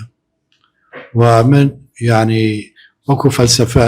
کام محەممەد دەستی پێکرد بە مێژوو فەلسەفە من هەست دەکەم کورد و سووریا کەوتنە چاڵێکی فکری جیاوازی وشەی کورد لەگەڵ کوردستانی سووریا ئەم جیاوازیە ئەگەر تەماشای ئێمە مێژووی کوردی سووریا بکەین ئەوە 70 ساڵە ئەوان وەکو کوردی سووریا ئاجوڵێنەوە ئەمە بە خاڵێکە زۆر گرنگە بۆیە عەقلیەن و شێوەی بیرکردنەوەکەیان بەو شێوەیە بووە هەتاکو داعش هات ئەگەر تەماشای بکەن سەرۆکی حیزبی شیوعی سووریا خالد بەگت باش کوردە مفتی بزانە شیوعی مفتی سووریا ئەحمەد کفتارۆ کوردە گەورەترین عالمی ئیسلامی لە سووریا ڕەمەضان بووطی کوردە جامە یعنی ئەمە پیشانتەیە کە هەتاکو 2015 بە عەقلی کوردی سووریا جوڵاوەتەوە بە جغرافیا نەجوڵاوەتەوە ئەمە خاڵێکە بۆ داهاتوو ئەبێ بیری لێ بکەینەوە ئێمە ئایا بە جغرافیا ئەجوڵێنەوە یا وەکو نەتەوە وەکو زمانە جوڵێنەوە یا وەکو ئەم دەوڵەتانەی کە ئێمە تیاین ئەجوڵێنەوە ئەمە خاڵێکە لەوانەیە کاتێکی تر بێت کە بە توانین فکریەن و فەلسەفیەن و باسی بکەین خاڵێکی تر هەیە با لە ئەخیرەوە دەست پێ بکەین قەسەد وەکو ئەو ڕێکخراوەی کە دانرا لەلایەن YPG و لەگەڵ شۆڕشی عەرەب و لەگەڵ ئاثوری نەما ئەمە نەختێک قورسە ئێوە قبوڵی کرد نەما یعنی ئەمە وەکو وتم یعنی من خەبرەی زیاتر لە 50 ساڵم هەیە لە سیاسەتە ئێستا هێزێک هەیە ئەو هێزە کە ئەم فەیلەقەیان لێ دروست بووە سیان بە یەک ئەبێتە 4 من لەسەر ئەوە نەترسم بەڕاستی وەکو کوردێک لەسەر ئەو هێزە ئەترسم چونکە ئەزانم چەند گەنج دڵسۆز هاتۆتە ناو ئەم مۆزوعەوە قەسەد باش بوو شەڕی نەکرد چونکە هەمویانە بوون بە شەهید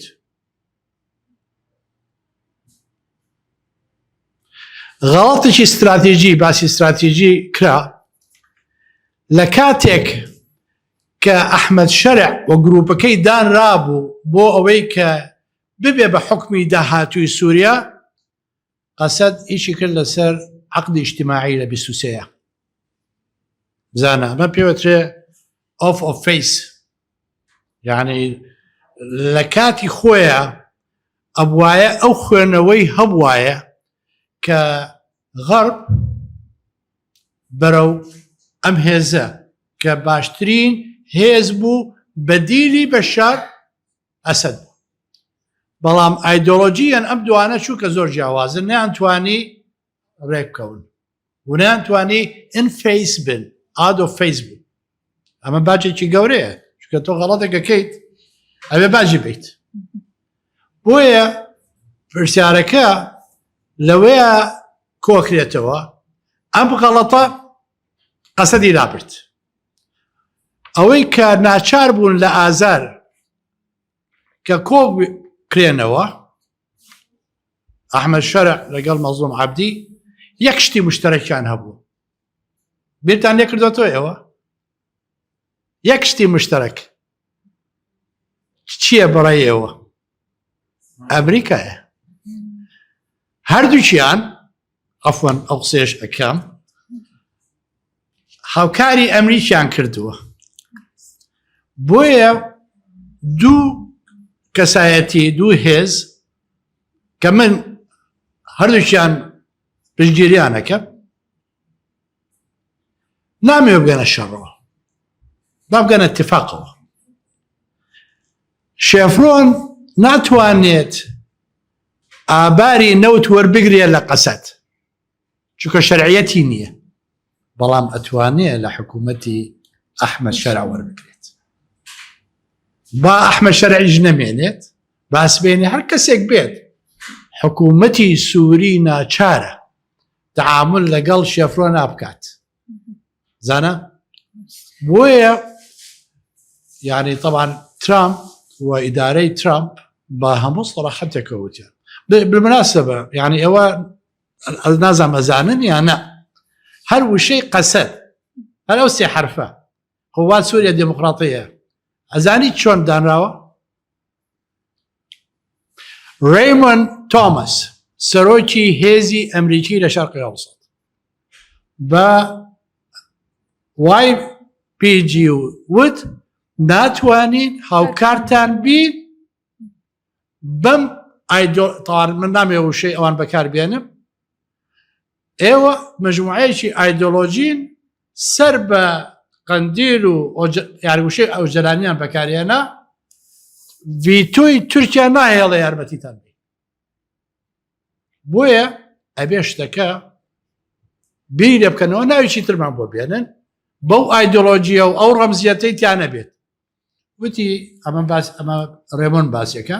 ئەڵێ چۆن دانیشتن ناو خۆیانە هاتنەوە وتیان قوواتی سووریا دموکراتیە وتی منیش پێکەنی ئەمە نەسی قسەکەی ئەوە وتی پێکەنی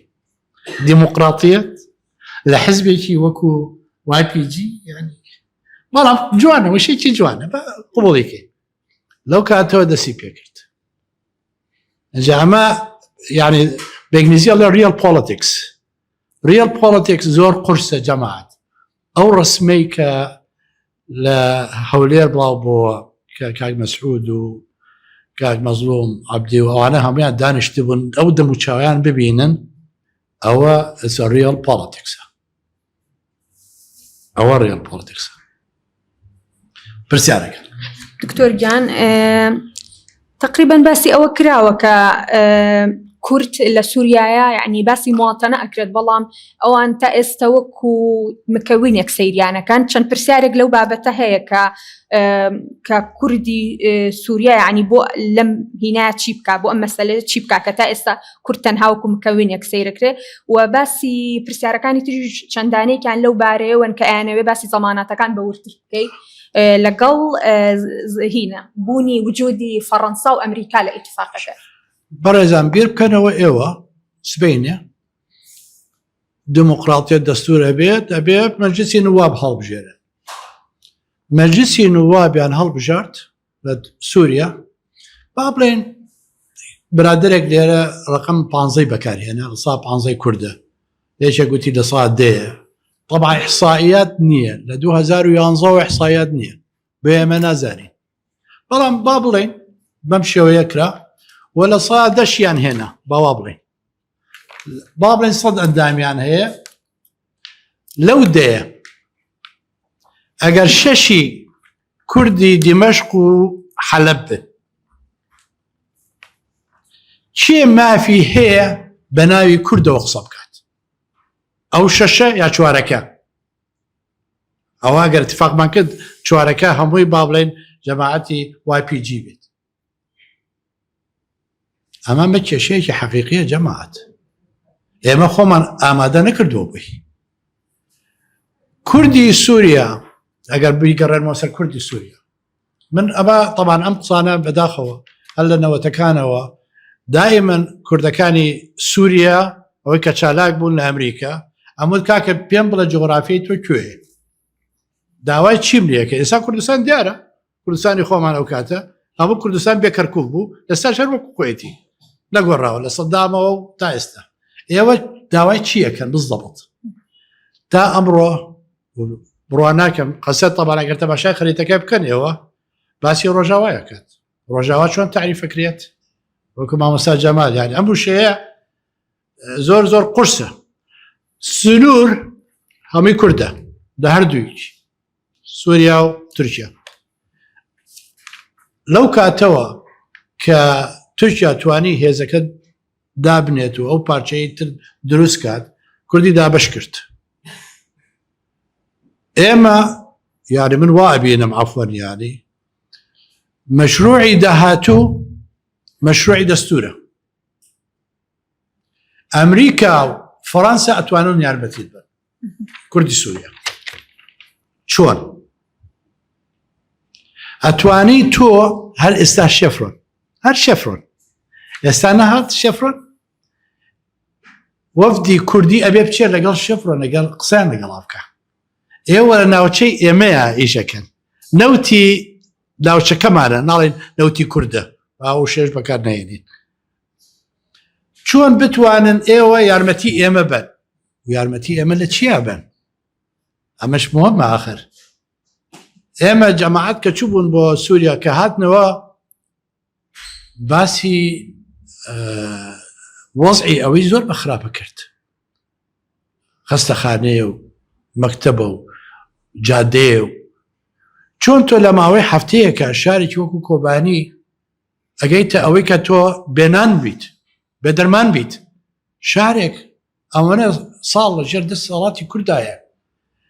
داهاتی قەسەد بە پارە وەکو تەقاریر پێڵێ بێژگە لە پارەی ئەمریکا بۆ پێشمەرگە نزیکەی 600 ملیۆن تا ملیارێک دۆلار بوو چی لێ هاتەوە پارەیە بۆچی سەرف نەکرا من نازانم تەداخولش ناکەم لە ئیشی قەسەدا چونکە ئەوان خۆیان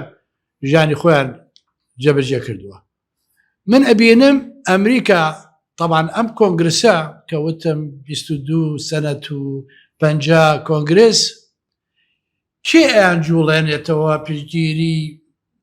چەند هەزارێکی کورد لە سووریا بکەن عەفوەن منە قسانە ئەکەم بە عەقڵێتی ئەوان سەتان لەگەڵاکەن ئایا ئەمانە چین لە کۆتاییە لۆبیەکی ئیسرائیلی زۆر بەهێز هەیە کە پاڵ بەو جەماعەتایە بۆ ئەمڕۆ نا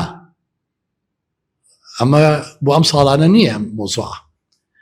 قانونی ئەمریکی ئەگەر دەرچوو کۆنگرس دەری هێنا سەرۆکی حکوومەت ناچارە جێبەجێ بکات شەرعیش نەبێت دوای شەرع کەی بوو لە مەسلحەتی ئەوان ئەتوانن بەکاری بێنن چونکە ئایدۆلۆژیی شەرع بەم شێوەیە و حکوومەتی تازەی ناگونجێر لەگەڵ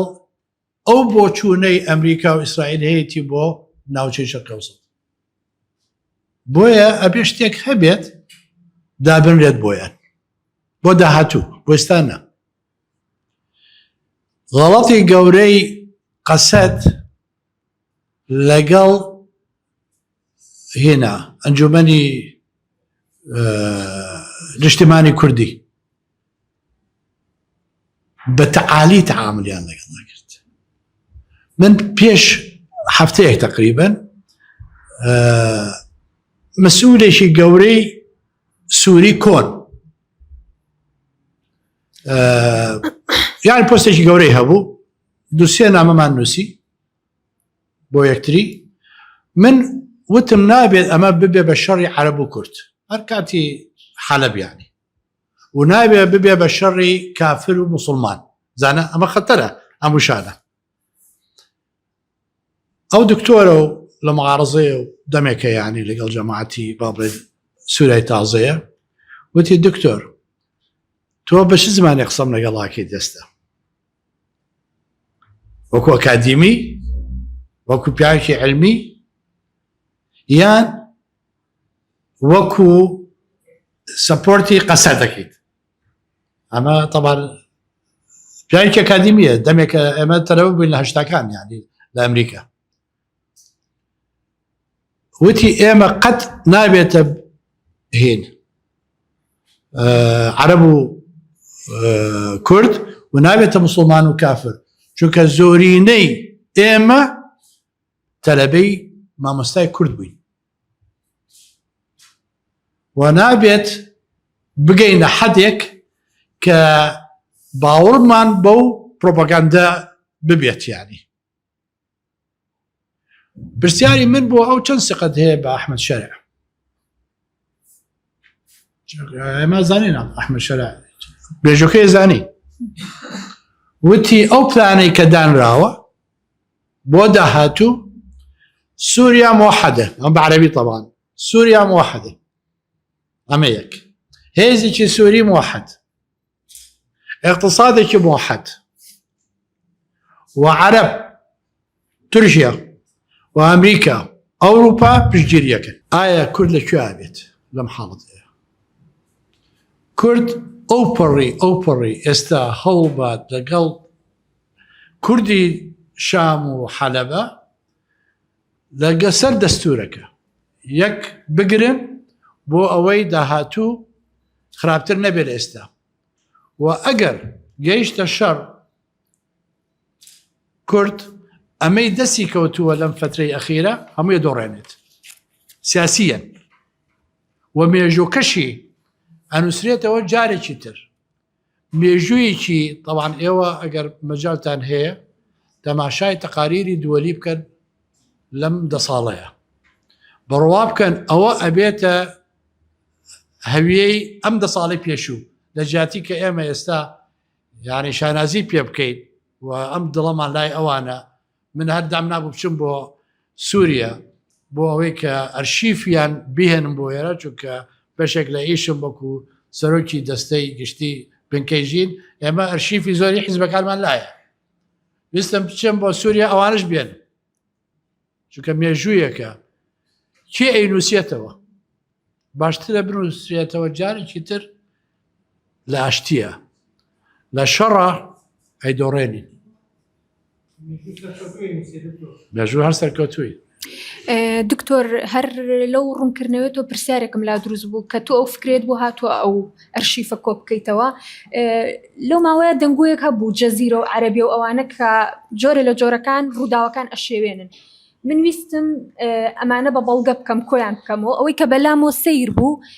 چەنە ئەگەڕام لەو راپۆرتە نێودەوڵەتیانەیە کە بۆن منە باسی مخدراتی بڵێن تیجارەتی مخدراتیانە کرد باسی مەسلەی تەجنیدی قاسیرات و ئەمانەیانە کرد زۆربەی زۆری لە هینەکانە هەبوو لە بڵێن ڕێکخراوە نێودەوڵەتیەکان تۆماریان کردبوو و قەسەدیش لەسەری مەحسوب بوو یانیەوە ئێستا بۆ من یەکسەر بوو بە پرسیارێکیش ینی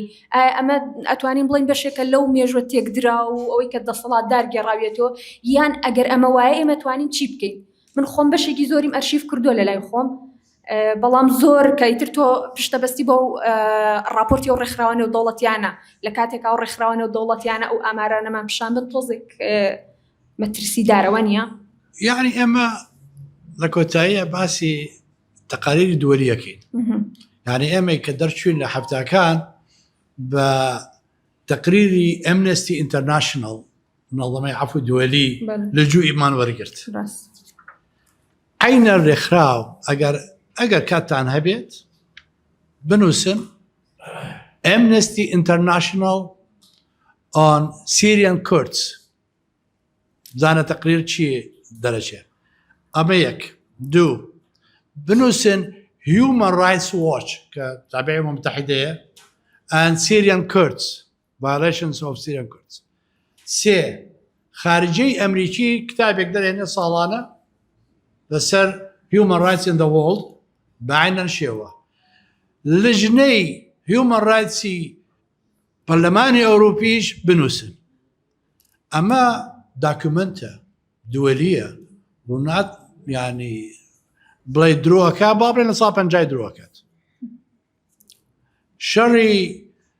کورد لە عێراق لە 95 کە ئەمنستی ئینتەرناشنڵ نووسی ئەوەنە کەس کوژراوە لەلایەن ئەم دوو حیزبە سێ حیزبە حقیقەتەوە تا هەتایە هەر ئەو تەقریرەشە ئیشی پێکرێت بۆیە من کە ویلیام تۆماس ڕایمن تۆماس کە پێکەنی کە وتی دموکراتیک سیریان فۆرسز چونکە ئێمە دموکراتیەت لە کۆتاییرە کوێین یاری ئێمە یەکتریە کوژین زانە ئەمە خەتەرە فەڕەنسا ئەتوانێت دەورێکی زۆر گەورە ببینێت لە هێزی نەرم، چونکە نزیکە لە سووریا نزیکە، لە بیرتان نەچێت ثەقافەتی سووری ثەقافەتێکی فەڕەنسیە، بۆیە ئاسانە ئەم هاتوچۆیە نێوان هەردووشیان. ئێمە کورد ئەگەر بتوانین، ئێمە نایانی باڵێن کوردی سووریا، جا ئەگەرتانەوە باسی خۆشمان بکەین ینی دوایەوە، کوردی سووریا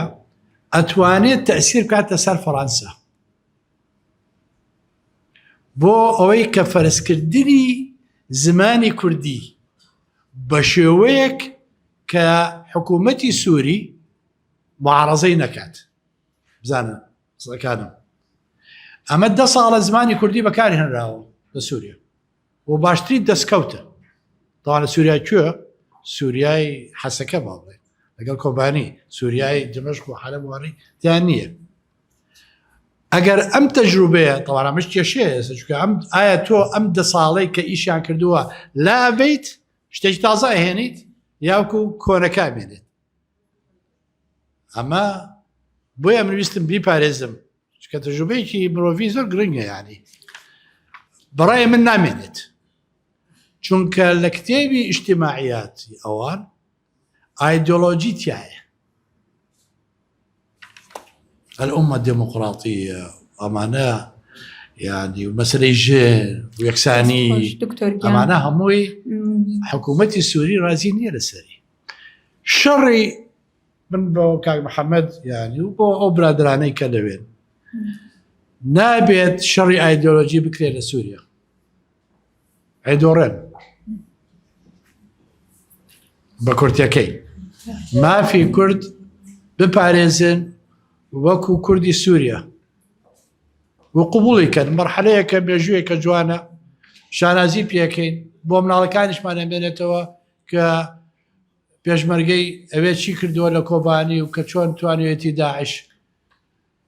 ڕزگاری کە لە داعش باش شانازی پێ بکەین. دەستەکانە خۆش بێت دکتۆرگیان. بەس 2 پرسیاری تر هەیە ئەگەر زۆر بە کورتی لە ماوەی دقەیەکە بتوانی دەقەونیوێک کاک نەژاد وتی ئەگەر سووریا ئیتیفاقیەکە ڕێکەوتنیە کرد بۆ شەڕی کرد و ئاواتخانی ژووتی ئەگەر شەڕ نەکرا توانرا چیتر بکرێت، یانی نزیکن لە یەکۆ پرسیارەکان. شەڕ نەکرا بە مەفهومی شەڕ ئەوە بزانە، یانی ئەم هەموو عالەمە نەکوژرا چەند بزانە. ئێمە وتمان ئەحمەد شەرع سەرۆکی هێزەکانە لە خواروو خۆی خەڵک هەیە کە دژی کوردن و دژی قواتی YPG و دژی YPJ دژێتی ینی وا خۆیەتی ڕێگایەکی بیتە هەتاکو بچێت ناوە و شەڕ بکات. وابزانم داوا کرا لێ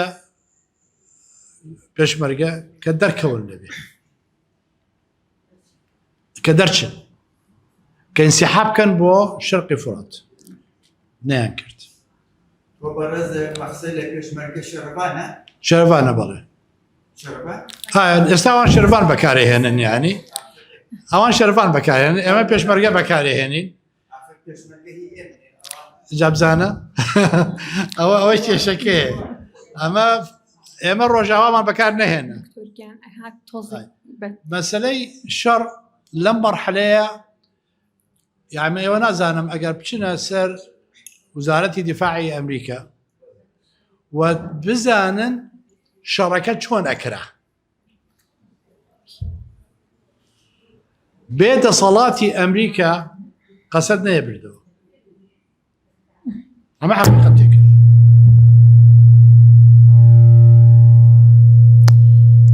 دکتۆرگیان دەستەکان خۆش بێت قسێکی ترماوە بۆیە کورد تا ئێستا خۆی ئامادە نەکردەوە بۆ شەڕی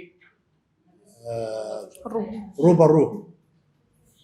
بەبێ پشت بەستن بە هێزی دەرەکی. بۆیە ئەمریکا زۆر یارمەتیە و ئەحمەد شەرع بالمناسبە